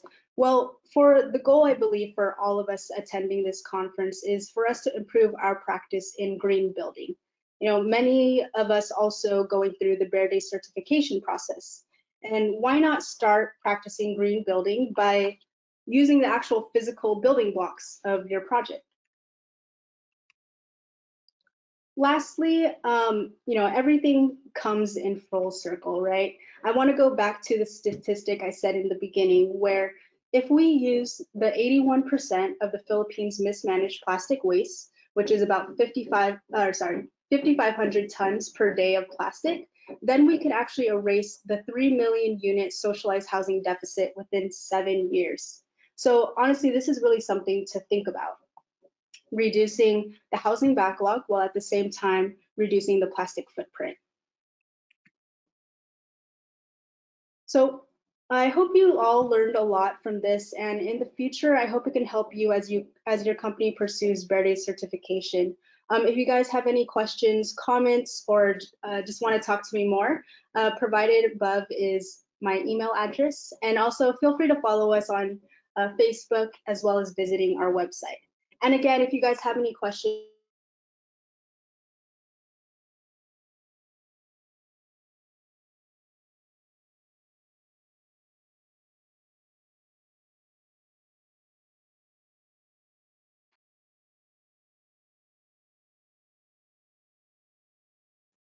Thank you very much, Danielle.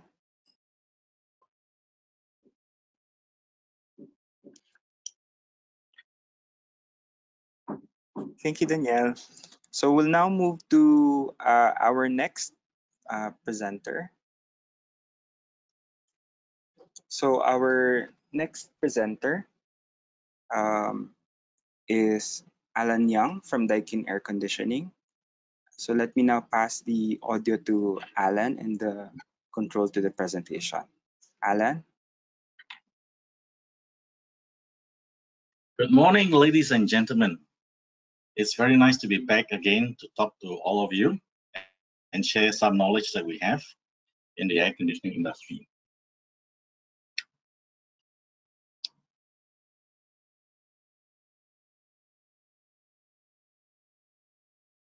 Why the slide is not moving?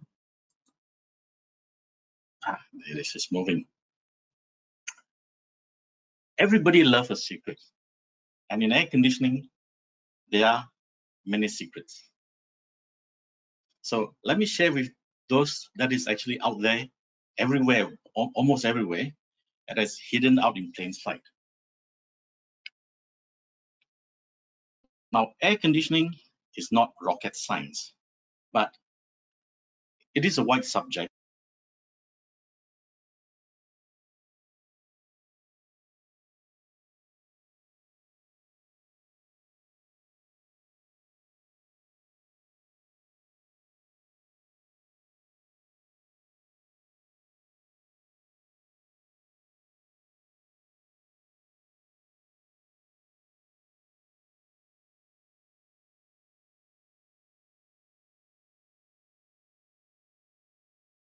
Installation.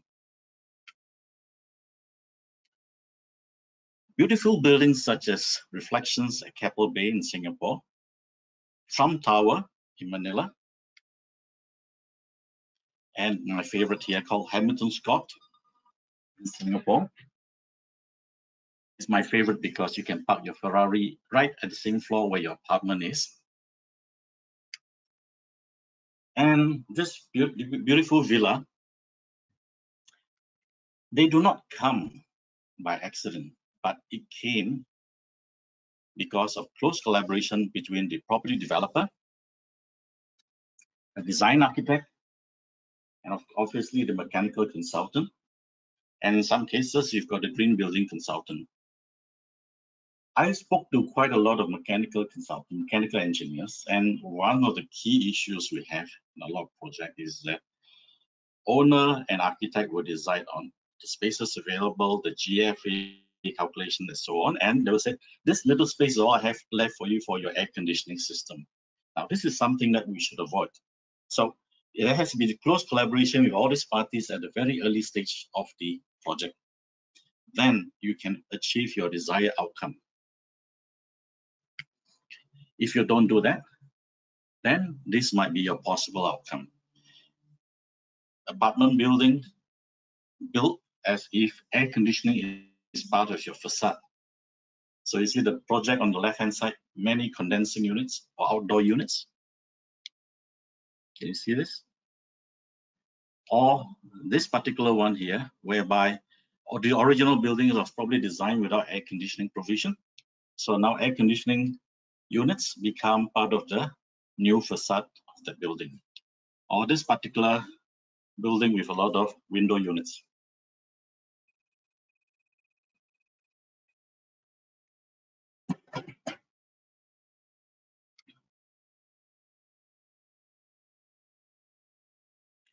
The demand for air conditioning will continue to increase due to growing affluence. And this is happening across many countries in this region, in the ASEAN region, which means electrical power consumption will increase. And because air conditioning is a big consumption, air conditioning is the largest electrical component in residential use. The amount of consumption can be anywhere between 30 to 60% of the total energy in each house. That's quite a fair bit of consumption. And we need to look at technologies, we need to look at ways and methods to reduce this energy consumption. Of course, if you need to have air conditioning, be prepared that you have to pay more for energy. But let's see how we can mitigate. So one of the secrets that I'd like to share with you is under design, the design solution.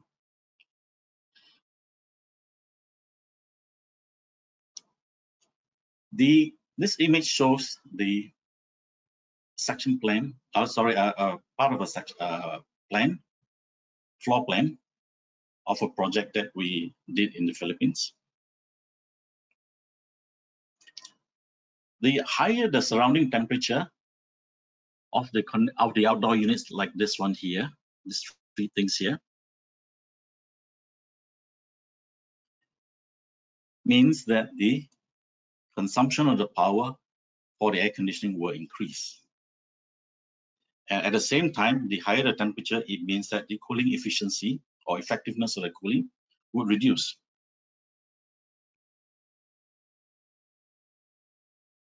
And electrical power consumption can increase about 3% more for every degree C of temperature above 35 degrees. 35 degrees C is the nominal design temperature for most ASEAN countries.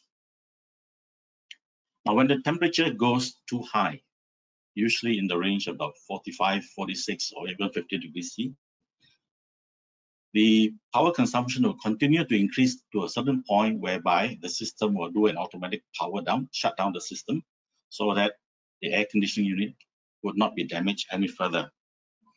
But if for any reason that cannot be shut down, then premature failure will occur. So when you have premature failure in this kind of scenario, very likely it is a compressor failure. So when you have compressor failure, it means you have to remove the compressor, which means that you have to open up the piping system and you have the refrigerant leakage into the atmosphere. So that contributes to your global warming potential. So on this image here, I mentioned earlier, we have 3 outdoor units. And then the color here reflects the temperature, expected temperature of the air moving around this area, around the condensing unit. What we try to avoid by design is that the rear, which is where the air, the ambient air will enter the condensing unit or the outdoor unit, is kept to 35 degrees C or less. However, If this is a multi-story building with many repetitive floors of the same design, then there is a potential of high condensing or outdoor unit temperature. So we have to find ways to mitigate this. So in this exercise, one of the ways to mitigate this problem is this. First unit, OU1 and OU2 are the one that is having continuous high temperature. So one way is we remove OU1 to the other location here, represented by this larger unit. OU3 is not so much a problem because we can get cooler air at the site. So depending on each project, the mitigation is unique because the problem you have on each project is also unique. So one way is spacing out, but you also limit the number of outdoor units here, if that's feasible. So to provide a solution to do this, we use what is called computational fluid dynamics or CFD software modeling. And within Daikin group of companies in this region, we have been using such modeling software for the last 20 over years to provide solution on projects which have unique challenges.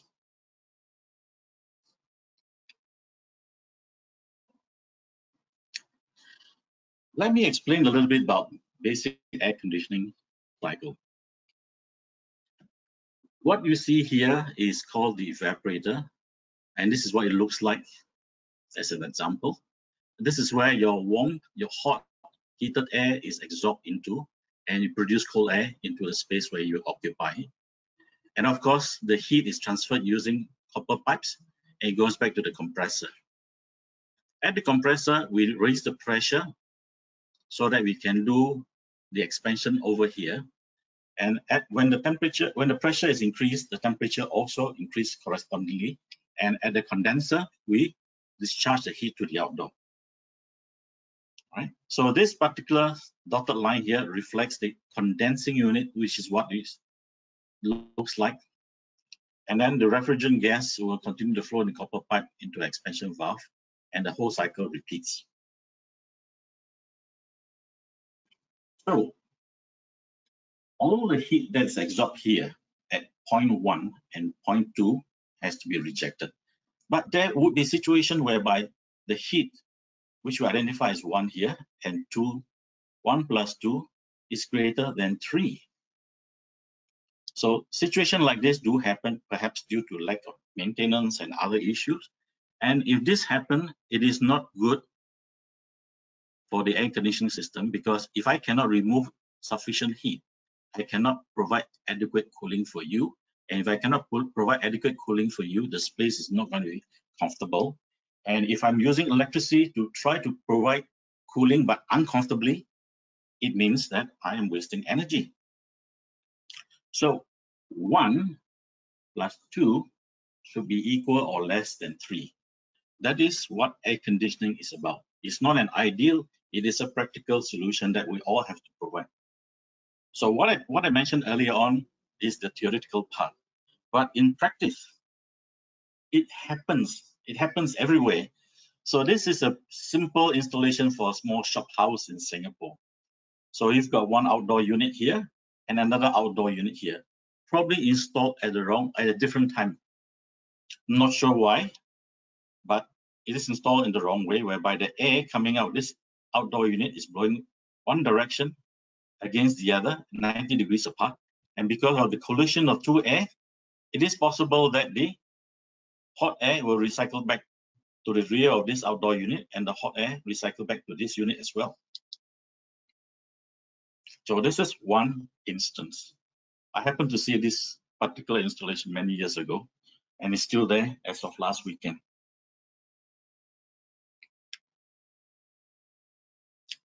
This is another picture which is taken off a back lane in Singapore. The back lane area has a lot of pubs and restaurants. So it is a very common phenomenon that people will install outdoor units, and because they are different tenant, different owner, they will install it any way that's convenient for them. Contractors will choose to do it with the shortest pipe length because it reduces their cost. But contractors generally do not understand the idea or the concept of hot air short cycling. They will just install wherever they want, as long as they can find space. This image here is a project in Vietnam. So it is a normal occurrence that happens everywhere. People will just install wherever you want.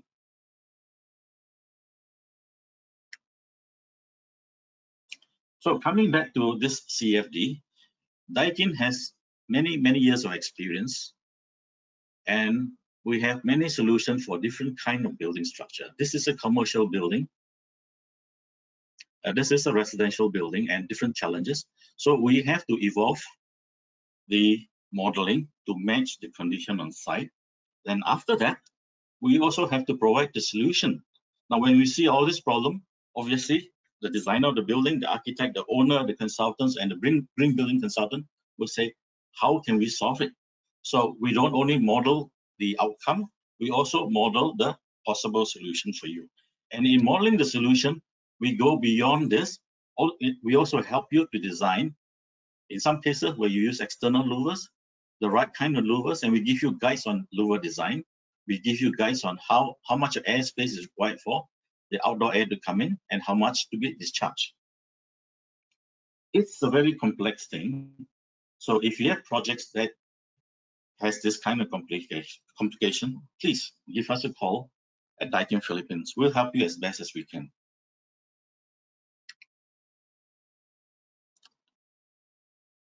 The second part here is on the equipment solution. Daikin makes a wide range of this special thing called variable refrigerant volume VRV system. So we have this new version called VRVS, and it is a series. I think this is about the fourth or the fifth series for this category, whereby we have redesigned the whole system to be very small, compact, with a height 870 mm, with a depth of 460 mm. So what it does is, with one single unit and one set of pipe, we can cool many rooms at the same time. Because it is small, it can be located at balcony, something like this. And it has a range of capacity from 4 horsepower all the way to 9 horsepower, single phase and 3-phase power.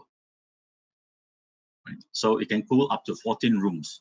Imagine there's one here, one here, one here, one here, one here, one here, 6 rooms here. So depending on the size of the apartment, there are different variants that we can provide. And because when you use one outdoor unit, you limit the amount of airflow and you reduce hot air short cycling. Also, because it is small, and if you have to provide spaces for the outdoor unit to be located, it is very likely that this will not be included in the GFA floor count.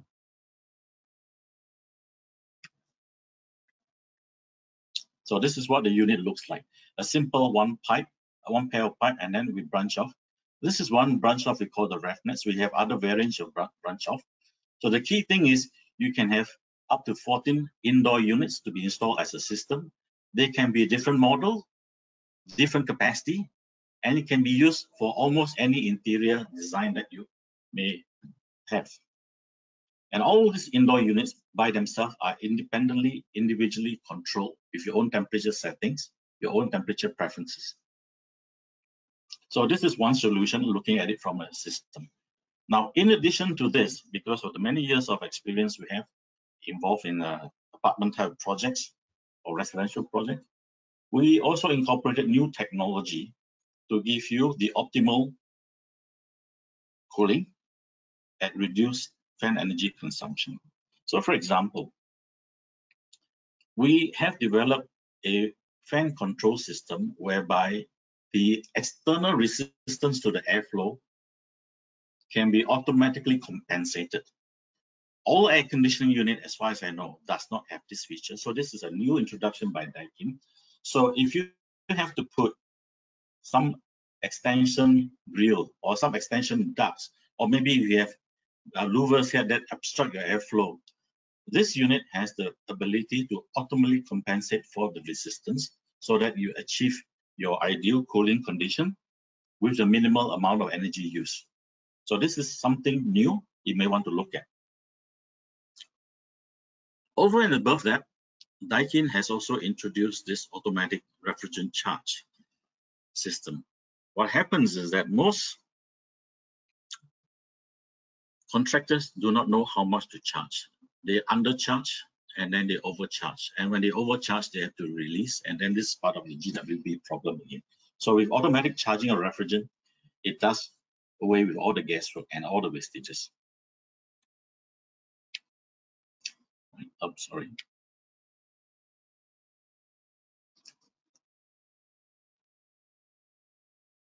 So if we use the VRVS, we look at this photograph of a building. This is probably in Hong Kong. In between the two yellow lines is one apartment, and then in between the red lines are condensing units or outdoor units. So you see each apartment has 3 outdoor units. With VRVS, we can totally remove the clutter because VRVS can be installed at the back or other section of the building.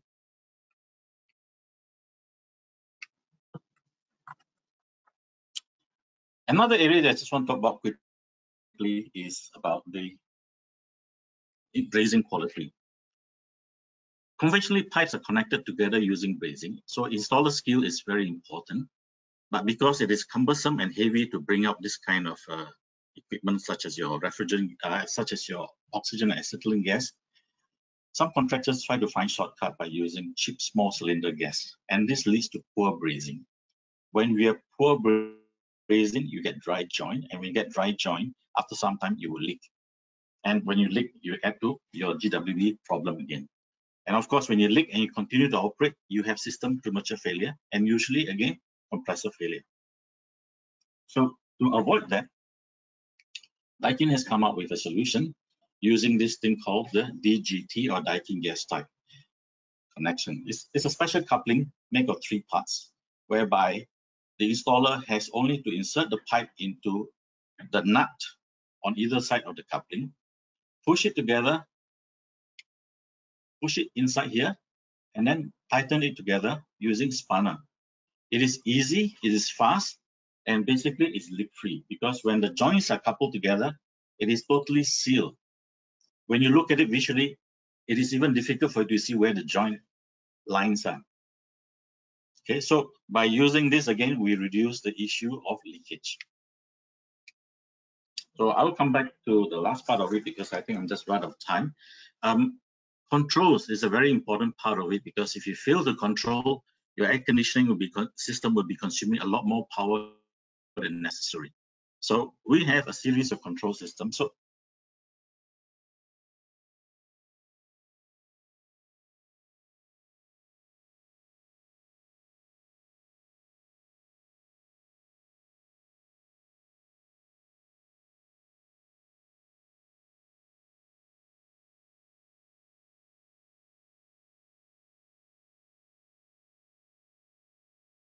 Hi, Alan. I think we lost your audio. and other functions. Hi, Lighting. Alan. Lighting, yes. I think we lost We're run your out of time, audio right? for a second. Yeah. And may I ask you to please wrap up the presentation as well? Thank you. All right. Okay, about that. So this is just a simple system architecture, nothing complex, nothing difficult to be installed.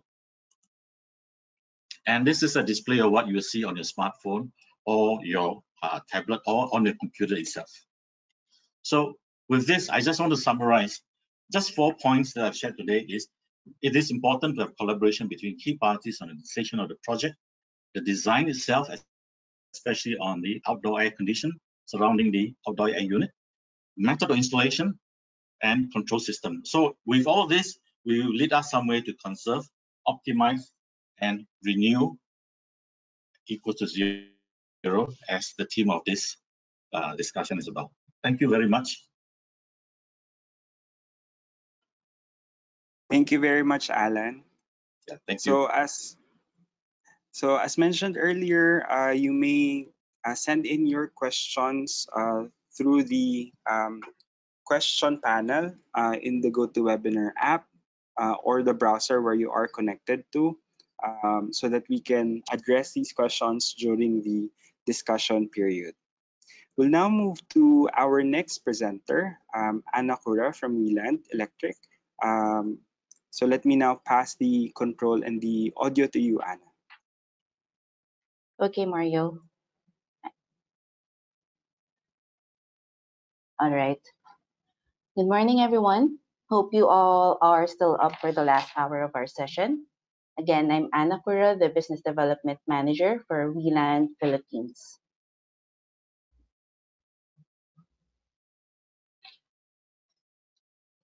So just a short introduction about our company. We started when our company founder created the first safe electrical connector. So we are the pioneers in electrical contact since 1910, headquartered in Bamberg, Germany, with presence in almost all countries worldwide.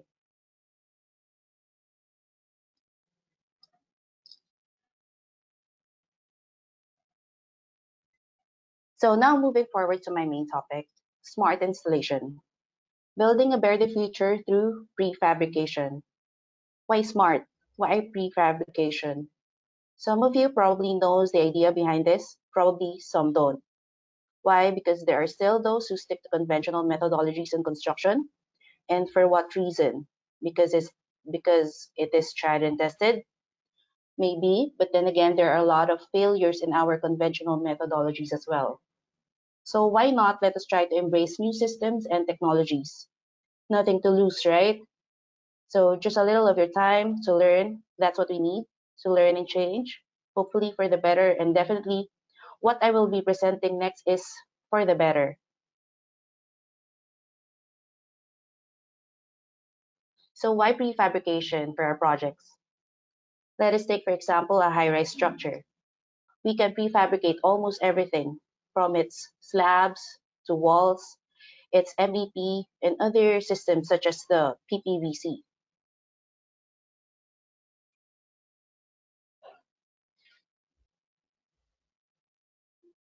In fact, if you're not aware, and most of our prefab contractors nowadays are racing towards one goal, and that is to realize PPVC or prefabricated, pre-finished volumetric system. Imagine your entire condo unit, for example, will be delivered on site as a whole, complete with your electrical, mechanical, and architectural finishes. Why? Because, of course, it will take less time, less errors. Basically, everything becomes faster.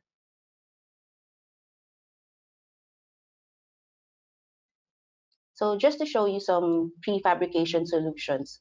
So on this slide, I'm showing you prefab concrete. On the next slide is steel. And this one is timber. Sorry. Let me get back to that first. And one great example for this timber is, I don't know if you've been there already, is our airports in Cebu and in Clark. So also we have prefabrications, surprisingly, also in brickworks.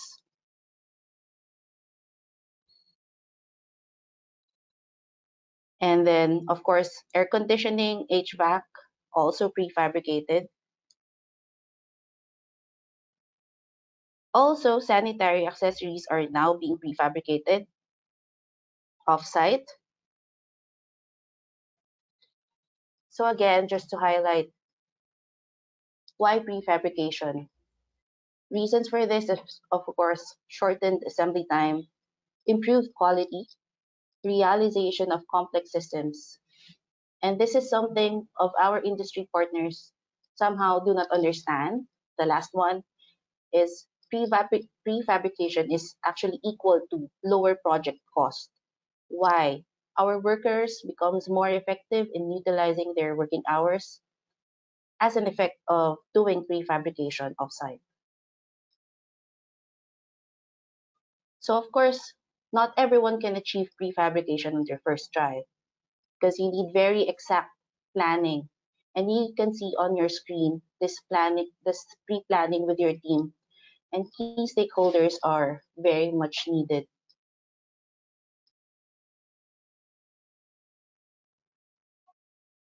So now the question is, are we really being verde when we prefabricate? So as you can see on this photo, these are like construction wastage.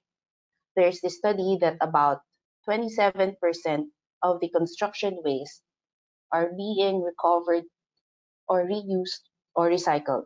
So what happens to the 83%? I'm sure if you've listened to the earlier presentation, you know the answer to that. It's all waste. Then I would just like to focus on a specific construction waste, which wherein WLAN comes in. So electrical wastage. So if this picture looks eerily similar to you, then congratulations. No, I don't think so. You are not doing not so great job in your project. So what do we have to offer? Prefabricated connection, your window to a Verde future. What we offer smart installation. Just take, for example, this conventional installation. This installation normally results to higher efforts during installation. What if you become smart and prefabricate your electrical? You literally just need to plug and play. So this technology that Wheelan has to offer has been around for more than 40 years. And just to give you more details and comparison, as I was saying earlier, from conventional versus this new technology. So one example of this project where we compared electrical installation is basically we reduced our cable lengths, as you can see on the table below, or on the graph below. That the cable length is reduced up to 80%, up to 80%, and the fire load is up to 58%, copper weight by up to 67%. And on top of that, we have an extreme reduction on the neutral wire current. So the technical idea behind this reduction is too much for today's presentation. Maybe later on, if you're interested to catch up about our solution, that you can apply it to your project, we can do a more detailed and technical meeting about it. So I'm not sure if this video is working. Let me try. Let's play it. Oh no, it's not working. So I think I wasn't able to link the video. But anyways, so as you can see here in the photo on the left of your screen, that is actually the conventional installation of your luminaire, connecting it to your power supply. So as you can see, there's a lot of things going on. And imagine if your luminaire is already a pluggable type of luminaire, you're able to reduce your installation time by up to 70%. And hopefully, of course, this depends on what project type you have. The reduction of cost is up to 30%, as much as up to 30%. So, of course, this not apply to all types of project. Moving forward, just another Verde comparison. From 134 minutes, if you will see the lower table below, from 134 minutes, a reduction of up to 72 minutes on time installation. So all of these studies are made on specific projects. So this is just to show you also on the right side of the screen, a photo representation of, on your upper right is your conventional junction box. And below to it is what we exchange it for, or our solution is a distributor block which we pre-wired already as per your design. And yes, it's just plug and play. So imagine the efficiency. Moving forward on my next slide. So how do we support you on your project? How can we support you in your BERDE rating? So these certifications from the different organizations all over the world just proves that it is our duty to save on energy and material. Energy efficiency, energy performance, and reusability of your electrical connections. Ideally speaking, if you are moving, for example, just for example, if you are moving your office space, you can literally bring in all your cables, luminaires, and connectors to your next office location, saving about 100% of your electrical materials. As where before, you just leave it all behind you and just purchase once again. So imagine that. So we at WLAN is part of the prerequisite, as I've told you earlier, about prefabrication. To realize it, the electrical modularization of your project, we are there right from the very beginning. So during concept, then planning to implementation, and further on, of course, through after sales service. So all through these steps, we are there. We can help you and guide you in improving your project. So on my last slide, this is where I end my presentation.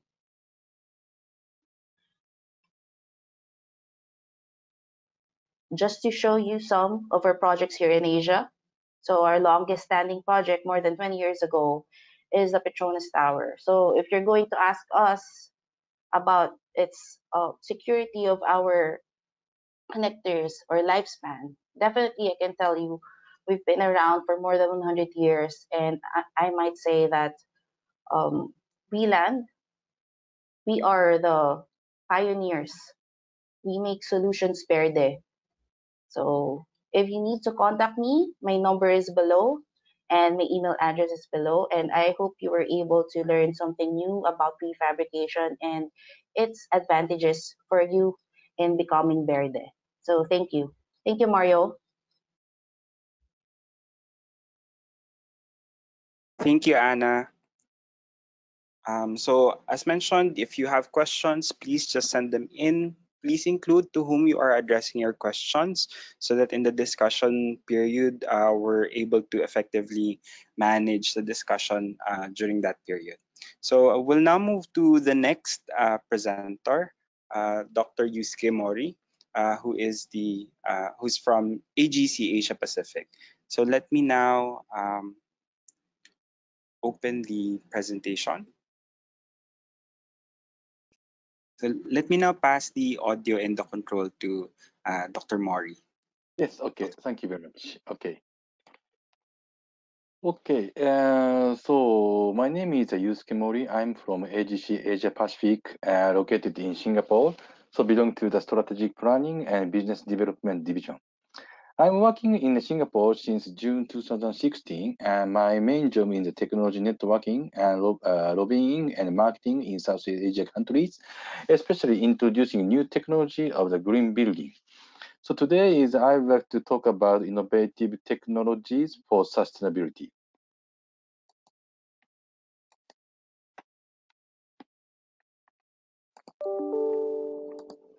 So this is the presentation outline, and I will introduce our company, AGC Inc., and the Zero Energy Building family concept. And after that is I will show our product, including first one is the coated glass. The name is Stop Those, Saneji, Stop Play, and T Sunlux. So second one is our glass with some relationship with OTTV calculation, Philippine Green Building Code. The third one is I will introduce in the building integrated photovoltaics, BIPV, and finally is I will introduce the glass for 5G connectivity.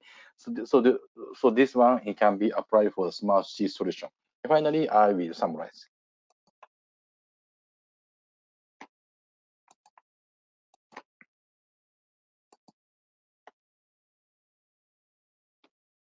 Okay.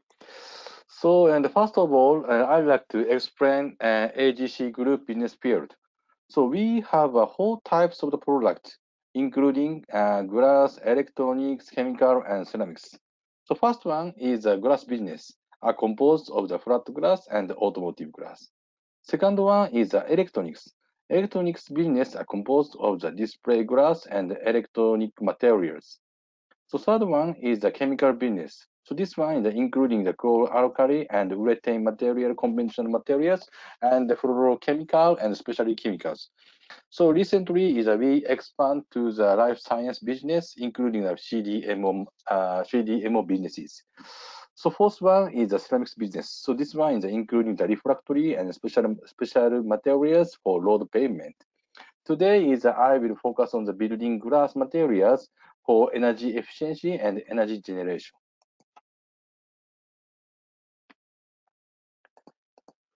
So this is a network, our network in Southeast Asia, and we start a business about 60 years ago in this region. In Philippines, in the AGC Automotive Philippines was established in 2003, and AAP Philippines AAP Philippine office was launched and in 2018. In 2013, in the AGC Asia Pacific (AAP) was established as a regional headquarters as the AGC Group in Singapore.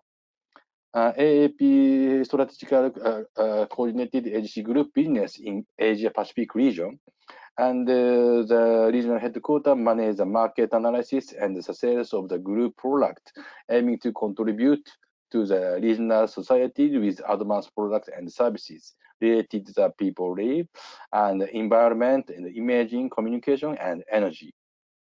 And after that, in 2017, and AAP became the one of the founding partners of the World Green Building Council and Asia Pacific Regional Network. With the environment being the integral part of the company value, AAP has collaborated with the Green Building Council in the network to help realize the positive benefit of the green buildings.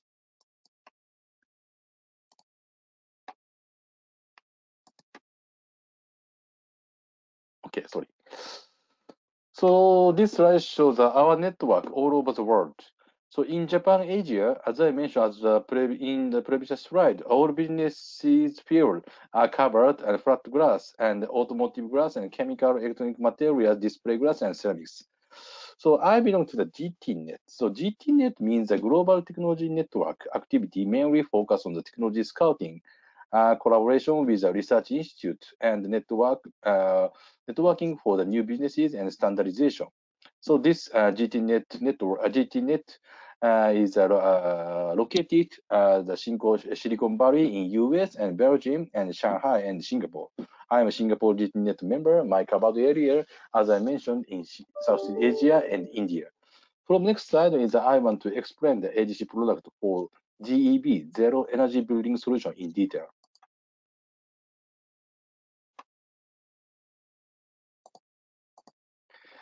So this slide shows the definition of the zero energy building and future green building promoted by METI. METI means the Ministry of Economy, Trade and Industry in Japan. Zero energy building need to utilize many energy efficiency materials and energy generating materials. But it is so difficult for them to achieve them directly due to economic situation, I think. So Japanese government proposed the family concept, as you can see in the screen.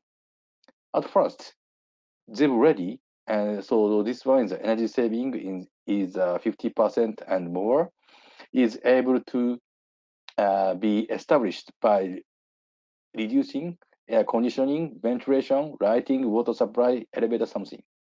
After that, by retrofit so step by step, not directly, step by step, we can reach the achievement of the net zero energy building.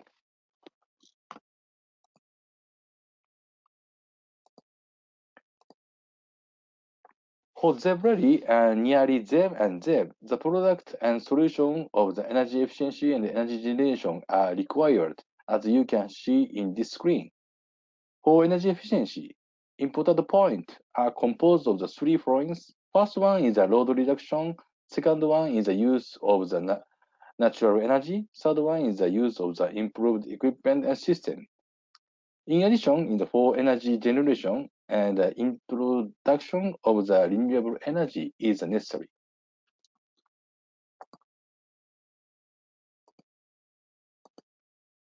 Based on the global status report for building and construction, globally, the building and the construction sector account for the final energy use is about 36%, and energy and process-related carbon dioxide emission is about 39%. So, green buildings are becoming the new normal worldwide, especially in today's commercial construction and high-rise residential building.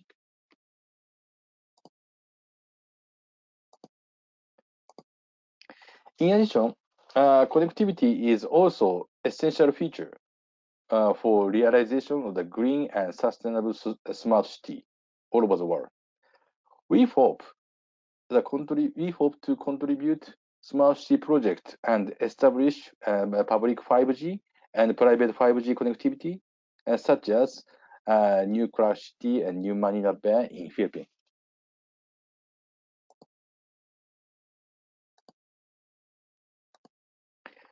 For better future, an AGC group offers the following 5 key value proposition. First one, a wide range of the energy saving innovation. So this one, energy saving glass product includes the magnetron coating and chemical vapor deposition for facade application with low solar factor and excellent thermal insulation. So second one is the on-site energy generation solution. Energy generation product are building integrate photovoltaic BIPV glass for external use. This energy generating solution allow building to harness the power of the solar energy through our architecture glass. Third one is the connectivity. Connectivity with within the build environment. The product for controlling microwave or milliwave penetration is a wave through. The name is a wave through. By using this product, we can easily enjoy the signal inside the building.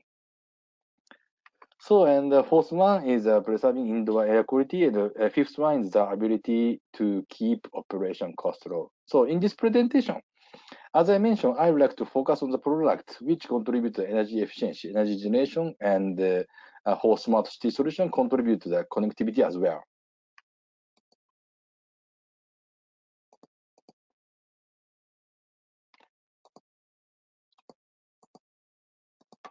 So, first one is I would like to introduce the eco glass coated glass technologies. Our building glass are classified into the 4 categories based on their production method and their properties. So first one is left side is as a product by pyrolytic coating. The refractive glass is a stop zone, and the solar control Lowy glass is a strategy and primer G. So regarding the pyrolytic coating, it is also called hard coating and or online coating. On the other hand, as you can see right side, as a magnetron sputtering coating, reflective glass is the name is T-Sun Lux, and solar control Lowy glass is the name is Stop Ray. Regarding the sputtering coating, magnetron coating, it is also called soft coating and or offline coating. I will explain these products one by one in detail later. So this slide shows each SHGC solar heat gain coefficient value compared with the VLT. VLT means the visible light transmittance. As you can see in the screen, we have a wide range SHGC product for various requests from the customers. In the range of the SHGC 0.35 to 0.6 is the solar control Lowy glass by pyrolytic online coating. In the same range, the big square is a solar control reflective glass. Solar control reflective glass by the pyrolytic online coating. On the other hand, and in the range from the SAGC 0.2 and 0.35 is the solar control reflective glass, small square, and low EDGU by sputtering soft coating. Solar control reflective glass, small square, is a good SAGC, good solar shielding properties, but this is this has a low VLT, visible light transmittance. So, and low EDGU is a better performance, good SAGC, and high VLT, visible light transmittance. This is a good selectivity. Based on your request of the solar performance, visibility, and price, we can propose suitable glass product for you.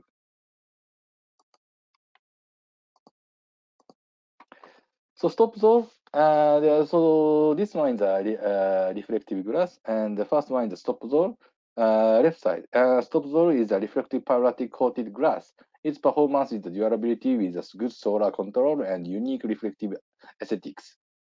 It can be easily used for the large variety of the processing options, including the tempering, laminating, and bending, and silk screen printing, offering the architect unlimited creativity for its application. So on the other hand, and the right side is a T-Sun Lux. This one is a reflective and temperable magnetron coated glass. Has a strong and durable coating.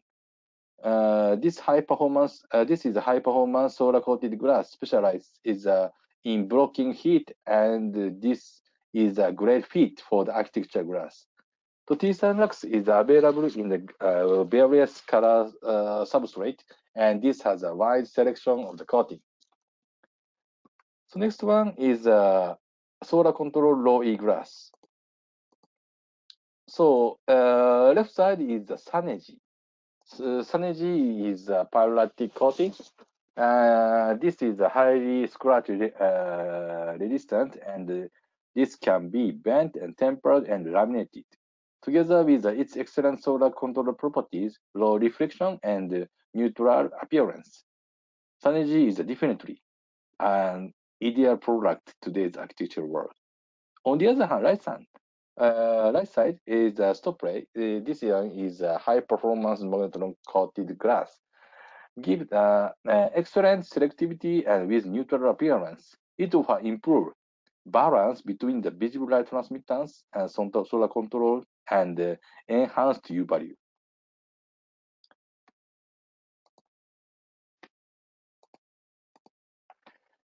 So this one is our project reference. As you can see in this screen, this one is the stop zone. This one is the Saneji and solar control low E. So this one is the T-Sun Lux in the offline reflective glass. And this one is the stop ray in the silver coated low E glass.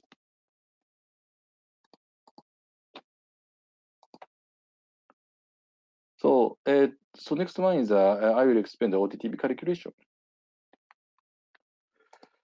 So this one is first of all, OTT means the overall thermal transfer value. So this one is how amount heat coming from the outside to inside through the window and wall. As you know, an OTTB composed of the three terms: thermal transfer through the wall, and the thermal transfer through the window, and the final one is the solar heat gain from the window, as you can see in this screen.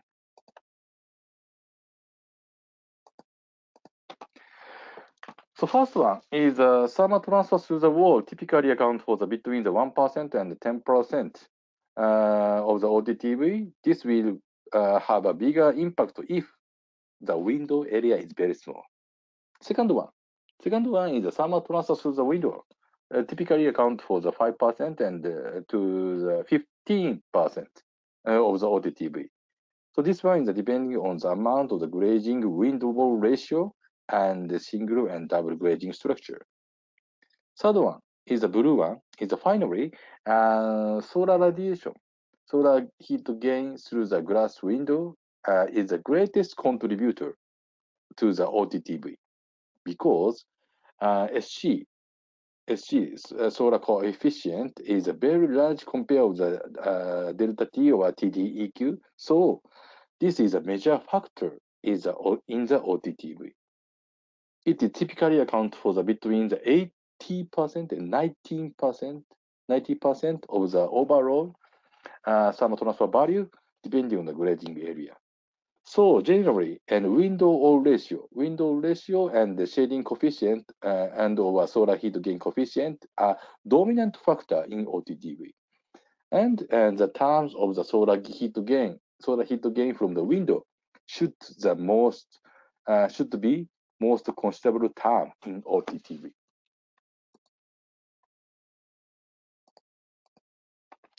So we can show you the result of the OTTV calculation in this case study based on the calculation guideline in Philippines. So glazing types are three types, including the clear float glass and the T-Sun Lux. This one is offline reflective glass, and the stop play. Stop play is offline low EDGU structure glass. So they are calculated OTTV. First, office case. Office case is a clear glass is a 91.1. Two coated glass is so drastically decrease 35.8 and 25.4. In shop case is a clear glass is 85.9. Moving toward coated glass is 34.2 and 24.1. And hotel case is the same tendency.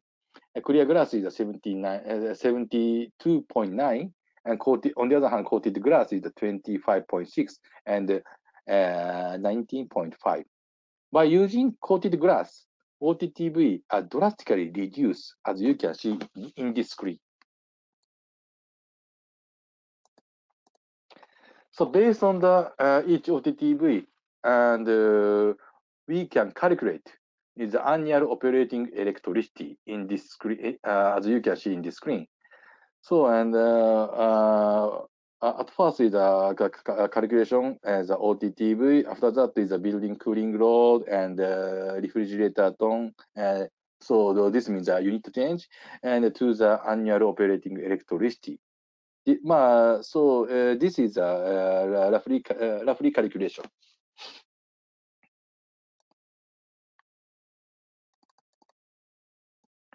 So, and based on the result of our OTTV calculation and simulation, compare with clear glass, normal clear float glass.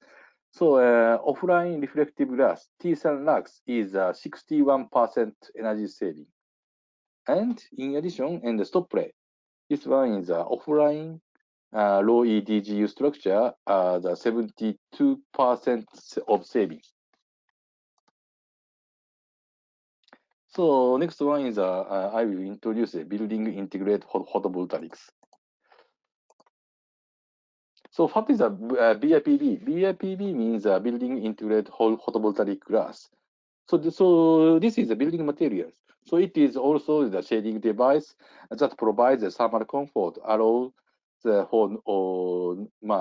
natural lighting and also sound insulation. And it is also the source of the renewable energy. So BIPB is a custom-made module with multiple design possibilities because the PV materials in the sandwich structure between the two pieces of the glass. This is suitable for use in a building facade, unlike conventional solar panel, which is made from the glass and film. The module structure is a typically tempered laminated glass, which makes it a safety glass. Gap between the cell allows the natural daylighting to the pass through, so we can reduce the solar heat gain plus provide supplementary electricity. So, and we can prepare the single phase solar cell and bifacial solar cell, as you can see in this slide. So, and this is the first project in Malaysia. Our customer located in Penang and has applied the BIPV on their spandrel area. So, and this application is the curtain wall and the spandrel and the vision area something. So, So finally is I will introduce the glass for 5G connectivity. This one is a smart city solution.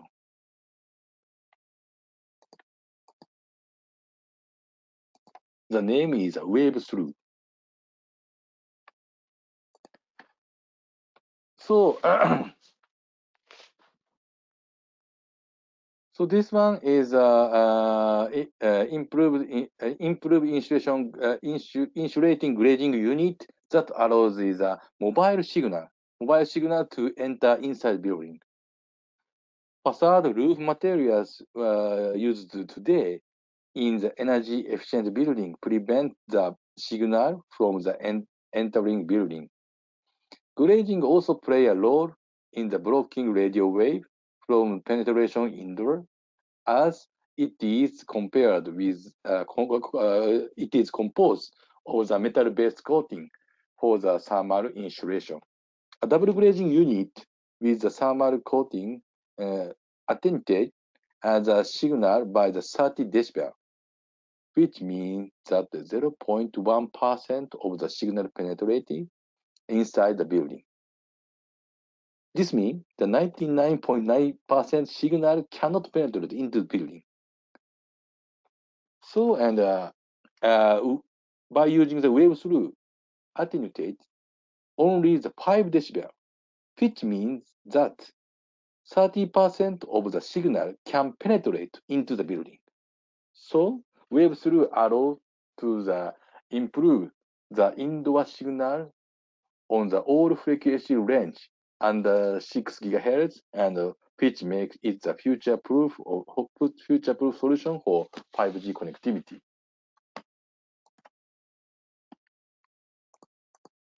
So today is I introduced the three types of our product. For energy efficiency is the various type is the eco glass facade. The name is the stop zone, sun energy, stop play, and T-Sun Lux. For energy generation is I already introduced in the building integrated photovoltaics VIPV. The name is the Sun E Watt.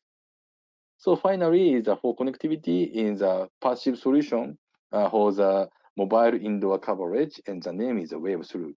By using these products, we would like to contribute to green building and low carbon building and smart city in future. Okay, thank you very much for your attention. Thank you very much, Dr. Mori. So we'll now move to our last presentation for uh, this morning. We have with us Rajat Krishnan from Sangoban. So let me now pass the uh, presentation and audio to you, Rajat. A very good afternoon to everyone. My name is Rajat, and I am the technical engineer at Vetrotech Saint-Gobain. We are a company which specializes in fire resistant and high security glazing for building applications. We're a Swiss company, and right now I am speaking from Chennai, a city in the southernmost state of India. And from Chennai, we operate and we provide fire safety and high security solutions to markets in the Asian region. So we provide our solutions in India, in Sri Lanka, in Singapore, Taiwan, Malaysia, Vietnam, Hong Kong, all the way to Korea. Although our headquarters is in Switzerland, we have close to 7 main production sites in 3 different continents, and we are a part of the Saint-Gobain group. So I'm sure most of you would know Saint-Gobain is one of the world's largest building materials manufacturer, and we are actually a part of the same 350-year-old plus year-old Saint-Gobain group. And today I am going to be talking to you about how fire safety and high security solutions can be multifunctional yet sustainable.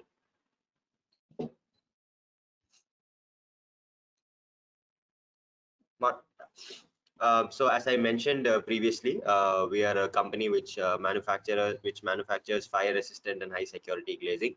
So as you can see on the slide here, these are some of the solutions that we make. We are manufacturers of fully glazed doors, butt joint frameless partitions, exterior facades, interior partitions, and skylights and floors. But these are not ordinary glass solutions. These are glass solutions with added fire resistance and high security protection.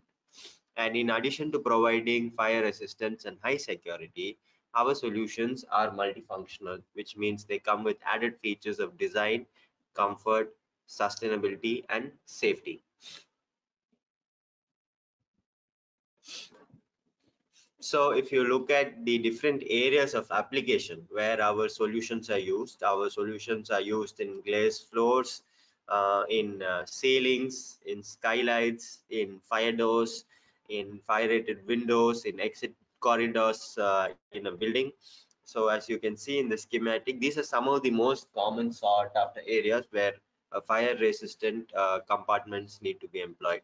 On the other hand, if you look at the building segments in which we are quite active in commercial spaces, in providing solutions for schools and hospitals, in hotel industries, and also in public and transport buildings like metro stations, airports, train stations, etc.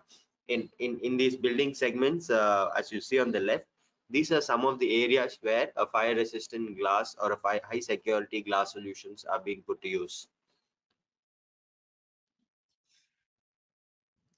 With regards to the multifunctionality of our products, as I mentioned, these are not just fire resistant and high security glaze solutions, but these are solutions which have added features like the sustainable, they provide comfort solutions, they're all safety products, which means they're tested and certified, and they also come with added design features, which are a real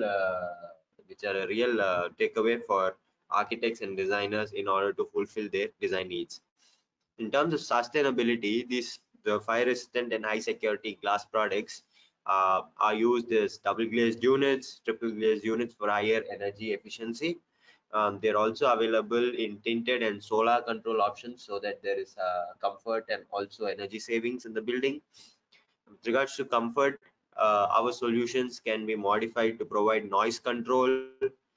They can be modified to be extra clear, which means there's added light coming inside, and they can also be modified to provide privacy as well as climate control. With regards to safety, at the heart of these products are key benefits like fire safety and high security. So these products which we offer are have been tested and certified in various applications, including glass floors and glass skylights on which people can walk. So they have been even subjected to seismic conditions in some cases. So in a way, you can be sure of our products because they're tested and certified as per both global and local safety standards.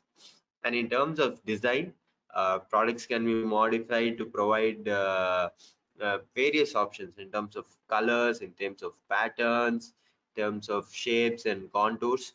So in a way, what we make or what we produce are fire resistant and high security solutions which are multifunctional to cater to all different types of design needs.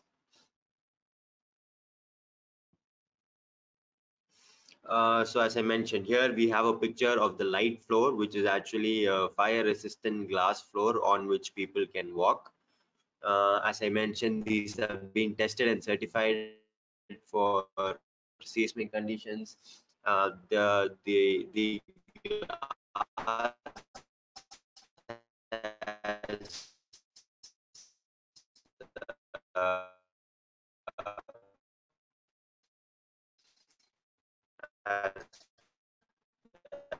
been used in exterior application, which means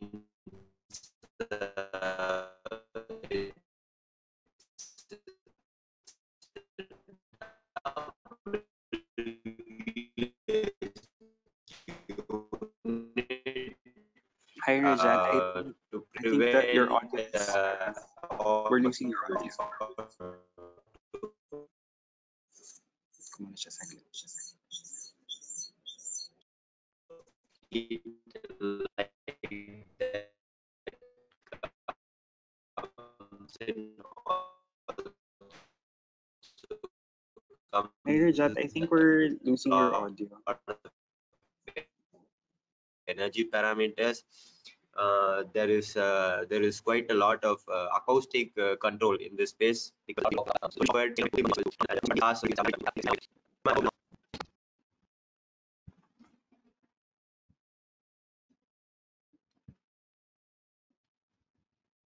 yes. So I think I'm back online now. So as I was saying, this is the light floor glass, which can withstand up to 500 kgs per square meter. So, and coming up to the next product, which is Parsol, so which is actually a fire resistant and high security glass, which can be paired with tinted low E glasses as well as tinted anti-solar glasses, which provide aesthetics that appeal to the building and also energy efficiency in terms of the amount of heat and light that come into the building. Going next, we have safety solutions with cool light solutions, which are actually fire resistant and high security glass solutions that can be combined with the low E coated glasses. Again, so with when we use a low E coated glasses for the exterior, we can have a tight control on our energy costs, because the amount of heat that comes in the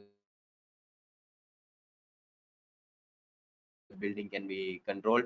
As a result, which lowers down the air conditioning costs, and more importantly, there are a lot of clear low E glasses. So as a result, what happens is the amount of light that gets into the building is also optimized. As a result, using cool light glasses in DGU configurations, the electricity, the amount of money you will have to pay for electricity can be controlled, can be reduced. And most importantly, another option that we have is fire resistant glasses made out of diamond substrate. So as you can see here, diamond glasses are extra clear glasses. So again, in terms of light, there can be a lot of light coming inside the space at the time, while you ensure that the space is protected by our fire resistant and high security glasses. Going next, we have a safety solution which can be combined with Privalite. So Privalite is a privacy glass. I will request Marco to quickly jump to the next slide, if he could.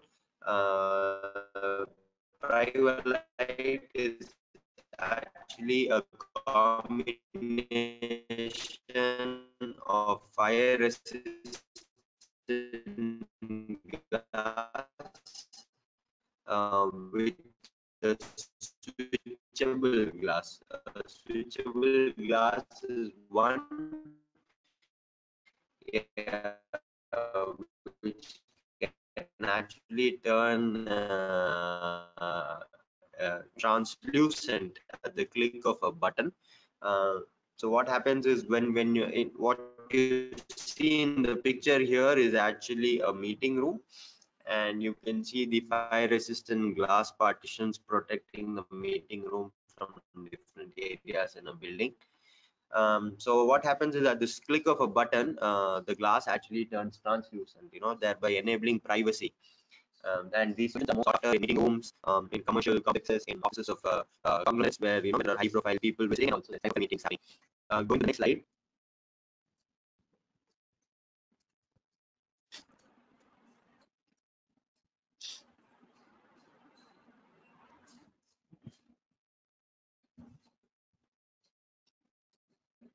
So as you can yes, so as you can see, we also have options with fire resistant glasses and high security glasses, with contours and with shapes and also with colored PVBs. So it is not just in terms of the light and the heat that we control that comes into the building. We with our products can also be modified to appeal to the viewer, and appeal to the eyes of the occupant in terms of shapes, in terms of colors. So there's a lot that we can do to modify fire resistant and high security glaze solutions. Moving forward, here what you see here again, is an option of a fire resistant and high security glass solution that can be curved, and also a solution that is called Ceralit, in which you can have nice designs and ceramic frit patterns printed on the glass. So this is in extension to what I mentioned previously in terms of how a fire resistant or high security glass solution can be used to appeal to the eye of the occupant. And quickly jumping into some credentials here, what you see on the slide is the different production facilities that we have around the world. So as you see in the bottom of the Indian subcontinent in Chennai is where we have our production facility, and we service the entire India, Middle East, and Asia region from this facility. But whereas we have other facilities as well in Europe and US, but it is from this facility in India that we cater to the market to the requirements in Philippines.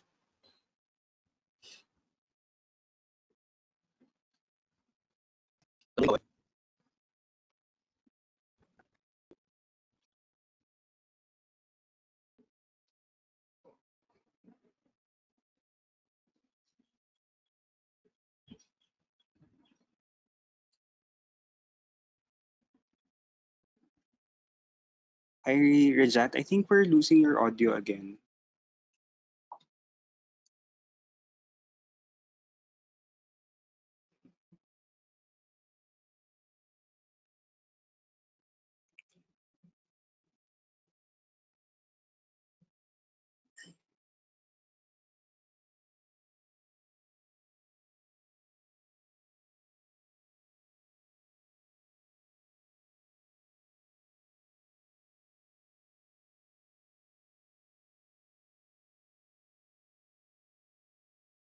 In India.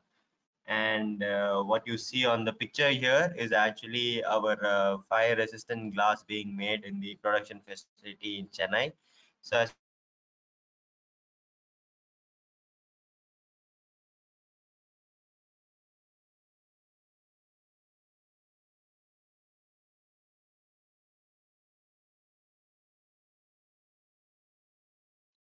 Hi, Rajat. I think we're losing your audio.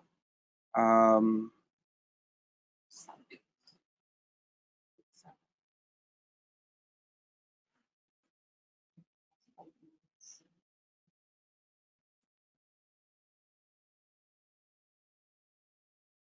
Hi, Rajat. I think we're losing your audio. And I think since you are in your last 5 minutes for the presentation, may we ask you to maybe wrap up the presentation? yeah, I hope the sound is much better now. Yes. I hope the sound is much better now. Yes, Rajat. Maybe we can ask you to wrap up the presentation because you're already ending your presentation period. Sure. There's just a couple of slides more. I will quickly go through the presentation and touch on some of the most important points. So to quickly jump in, we are manufacturers of fire resistant glass, and when it comes to fire resistant glazing, uh, when it comes to fire resistant glazing, there are certain misconceptions about what is a fire resistant glass. So the usually available glass products in the markets are wired glass, tempered glass, laminated glass, and double glazed units. So traditionally, these are all non-fire resistant glass products. Moving forward, but what makes a traditional or a typical fire resistant glass is the different classifications as per which the glass is tested against. So as per the European and the British standards, the fire resistant glasses are of three types, which are E, integrity, EW, radiation control, and EI is insulation. Whereas as per the American standards, it's fire protective and fire resistive. Integrity or E-rated fire-rated glasses mean that the fire-rated glasses can stop smoke, can stop flames, and can stop hot toxic gases. Whereas moving forward, an EW fire-rated glass means that a fire-rated glass has a thick interlayer, intumescent interlayer in between two panes, And this intumescent interlayer will prevent or will control the amount of heat that is passing through the glass. It is so low that at the end of 1 hour or at the end of 2 hours of fire protection, the radiation at a distance of 1 meter is less than 15 kilowatt per meter square. So this is a traditional makeup, typical makeup of a Contraflam Light 120, which is a full system solution for 2-hour fire rating. And as you can see, the radiant heat at the end of 2 hours is less than 15 kilowatt per meter square, even though the temperature at the end of 2 hours is about 1000 degrees. And finally, the third type of fire resistant glass is actually an EI fire resistant glass, which means it provides complete insulation. So the maximum temperature rise on the glass is less than 180 Kelvin, even though the temperatures on the other side of the glass is more than 1000 degrees. So this table is a simple comparison between the American and the European standards. So I would like to direct your attention to the point that when a solution is tested as per the American standards, it is mandatory to subject the solution system to a host stream test, whereas in an European standard there is no host stream test that is being conducted on a fire resistant glass. Most important point is that a fire resistant system solution must always be used as a part, a fire resistant glass must always be used as a part of a complete system solution. The glass alone does not provide the protection. Every component of the system should come together and be a part of the tested solution. So which is why we have our own line of fire resistant system solution, which is called the Vetrotech Design Solutions, or VDS, Fire Safety and High Security System Solutions. So some of the options that we have are VDS swing doors, VDS sliding doors. As you see here, these are 2-hour fire resistant sliding doors. Especially in a time like a pandemic where non-contact surfaces are being required, a fire resistant sliding door is the most ideal product, considering that it opens and closes automatically. Also, we have VDS fixed partitions, VDS butt joint partitions, and also VDS curtain wall solutions for exterior applications, and also interior curtain wall applications. So I actually it's a solution where beauty meets safety, and it's multifunctional as I first discussed. So there's a lot of features that can be added in addition to just fire safety and high security, especially to come to manage your electricity costs and your power costs. Hi, Rajat. May I ask you to please wrap up the presentation? Yes, so that's the end of the presentation. So what you see on the screen is the VDS fire rated and high security system solution. Thank you very much, Rajat. Thank you very So, much. thank you. So, as I mentioned, we have been receiving your questions throughout the discussions and presentations of our presenters. Let me read out some of the questions and have some of our presenters address your inquiries. The first one is from Candelario, and they ask, I think this is for Signify, what are the first aid measures when persons are accidentally exposed to UVC? And what do you look for immediate symptoms for the exposure, and have you had any of such accidents in your application of your products? Jagan, can you answer that question? Sure. The good news is we have not had any such accidents simply because of the extreme measures we take to ensure safety. What can potentially happen if you get accidentally exposed is entirely a function of the level of exposure that you've been exposed to. So, slight exposure can be as small as eye irritation, or a little bit more than that can be like skin burnt, which is like a extreme sunburn kind of feeling on your skin. Of course, if as the dosage keeps increasing, the cells are beginning to get more and more affected by the UV light. We do know of complaints in the market from people that have used um other UVC products in an unsafe manner. That's one of the consequences. The other consequence is when there is ozone emitting. We are aware of cases of people feeling breathless or feeling a pungent smell or lung irritation as a result of inhaling the ozone. I hope that answers the question. Yes, thank you, Jagan. Our next question is from Colin. This is for Boysen, for Patrick. Um, what they ask, what is special about heat reflective paint and what components are in it that makes it reflect heat? And how much does it reduce internal warehouse temperatures with and without HVAC? Patrick? Yes, Mario. Thank you for the question. Actually, cold shades is a heat reflecting thing, using this um, UV reflecting pigments. So that's the special ingredient that we add into the paint. And so the purpose of this pigment is to reflect back the heat to the atmosphere instead of absorbing the heat in our building spaces. So how much heat do we or how much temperature uh, do we lower the temperature of the building? Actually, it depends on the design of the roof, but based on our testings, we have reduced temperatures of up to 20%. Of course, also the cooling cost they have also reduced by about 20%. Thank you, Patrick.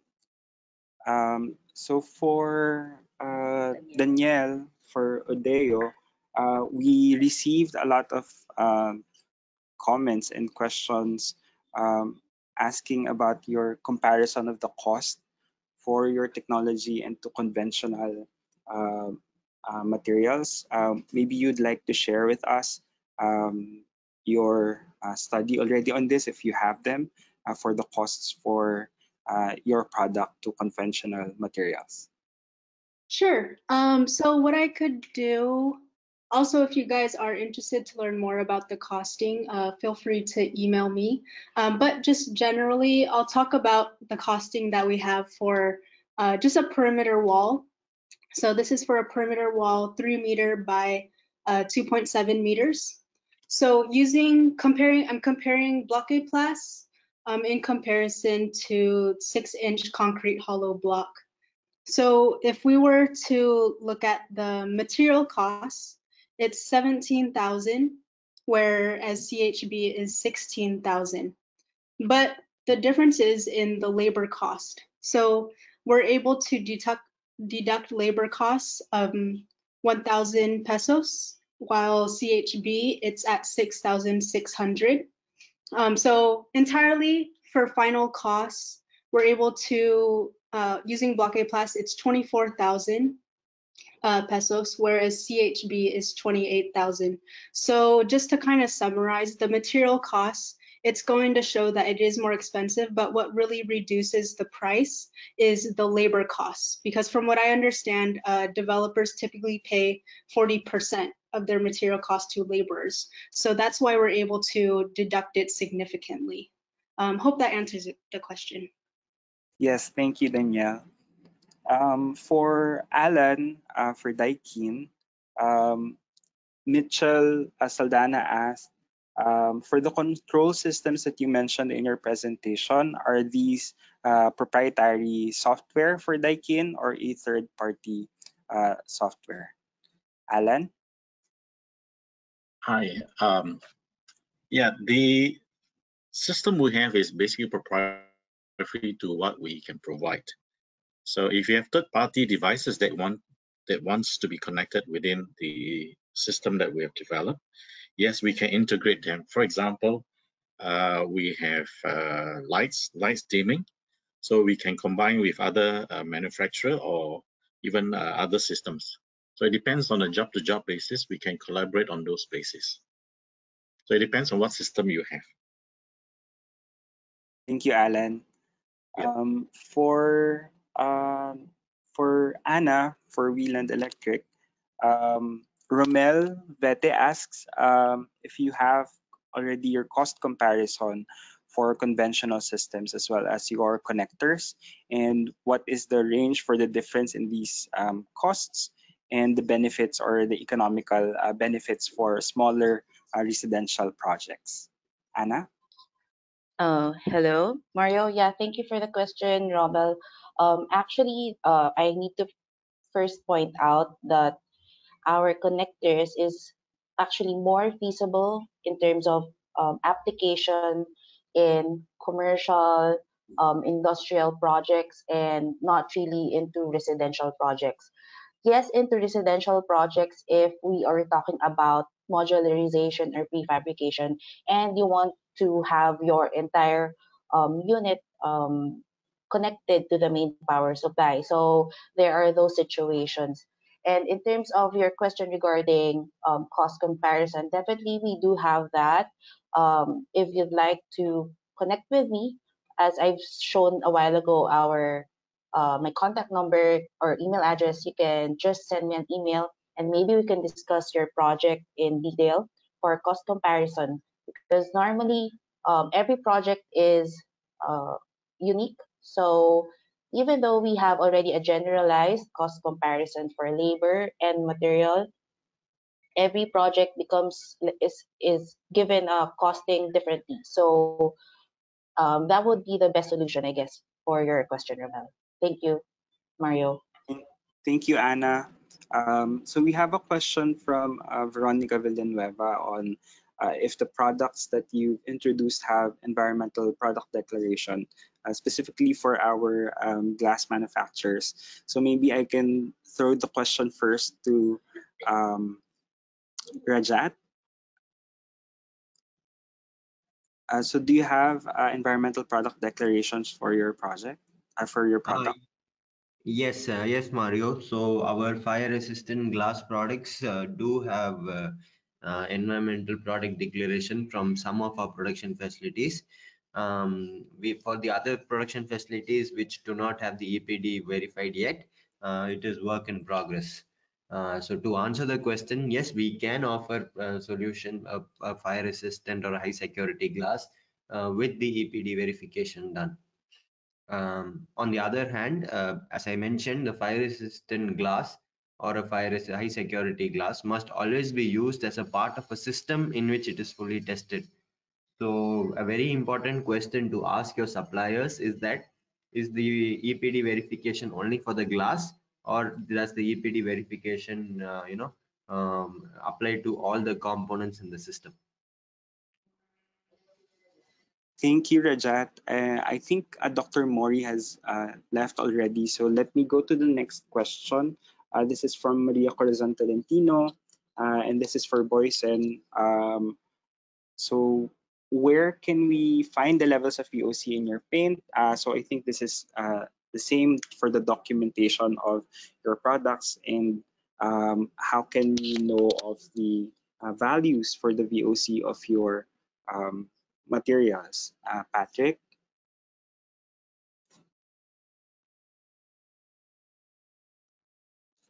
Yeah, thanks, Mario, for the question again. Actually, the VOC values are indicated in the technical data sheets as well as the KT data sheets of all of our products. Also, for the testing, we have a separate certificates of testing and results for those products that are being used, especially for green building projects. Thank you, Patrick. For our next question, we have a question from Pedro Delantar. He's asking for the UV light used for disinfecting. Is there a minimum time exposure for the use of the system? Jagan? Yeah, there is no straightforward answer.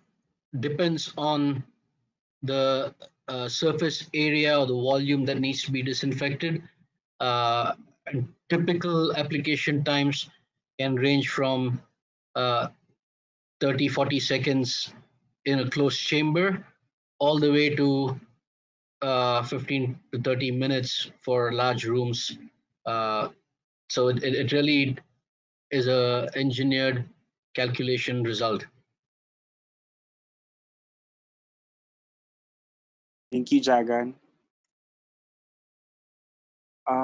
We have another question actually for Jagan from Jamaica Trasadas.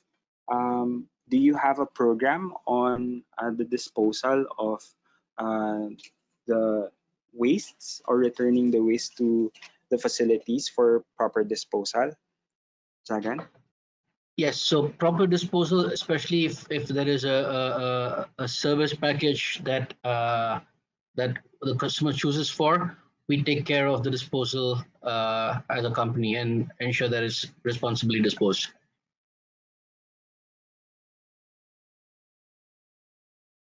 So thank you, Jagan. I think some of the questions that we received are about the costs of the products as well as the solutions that were shared. We'll be collating all of these inquiries as well as the questions on the cost, as well as the other questions that we were not able to address during this discussion period. And we'll send them directly to our presenters so that you can connect directly with them for more information about their solutions that they've shared during this session. So thank you once again to our presenters, Jagan from Signify, Patrick from Boysen, Danielle from Odeo, Alan from Daikin, Anna from Wieland Electric, Dr. Mori from AGC, and Rajat from Sangoban for sharing your insight as well as your current best technologies available in the market really to support green building projects here in the Philippines. So thank you once again. And again, for all of the questions that we were not able to address during the discussion period, we will be collecting them and sharing them to our presenters so that you can connect with them directly. For the presentation materials, as well as I mentioned earlier, we are recording these sessions and we will be sharing these episodes online. And we will be sharing this to the public as well as the participants for today's episode. Now, for the upcoming episodes for the rest of the BG 2020 conference, the next episode will be episode 8 for the specialist, which will be focusing on best practices and solutions from our colleagues from the contractors and specialty trade contractors subsector. And this will be happening on Friday, September 18 from 9 a.m. So you may scan the QR code on your screens now or contact the PHILGBC National Secretariat at events@philgbc.org if you want to register for the event.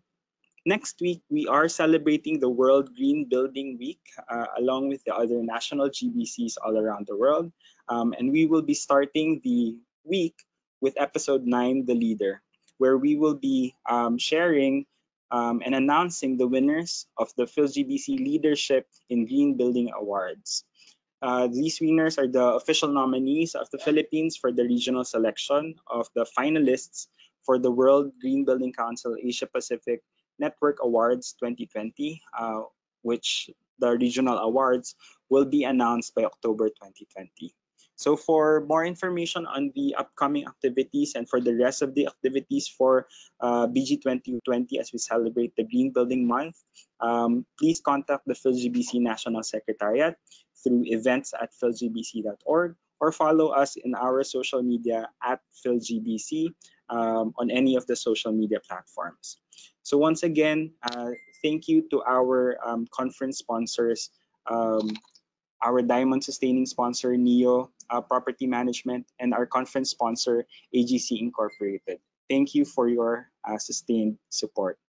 And once again, Thank you everyone for participating in this episode, and we'll see you again online in our upcoming episodes. Thank you everyone.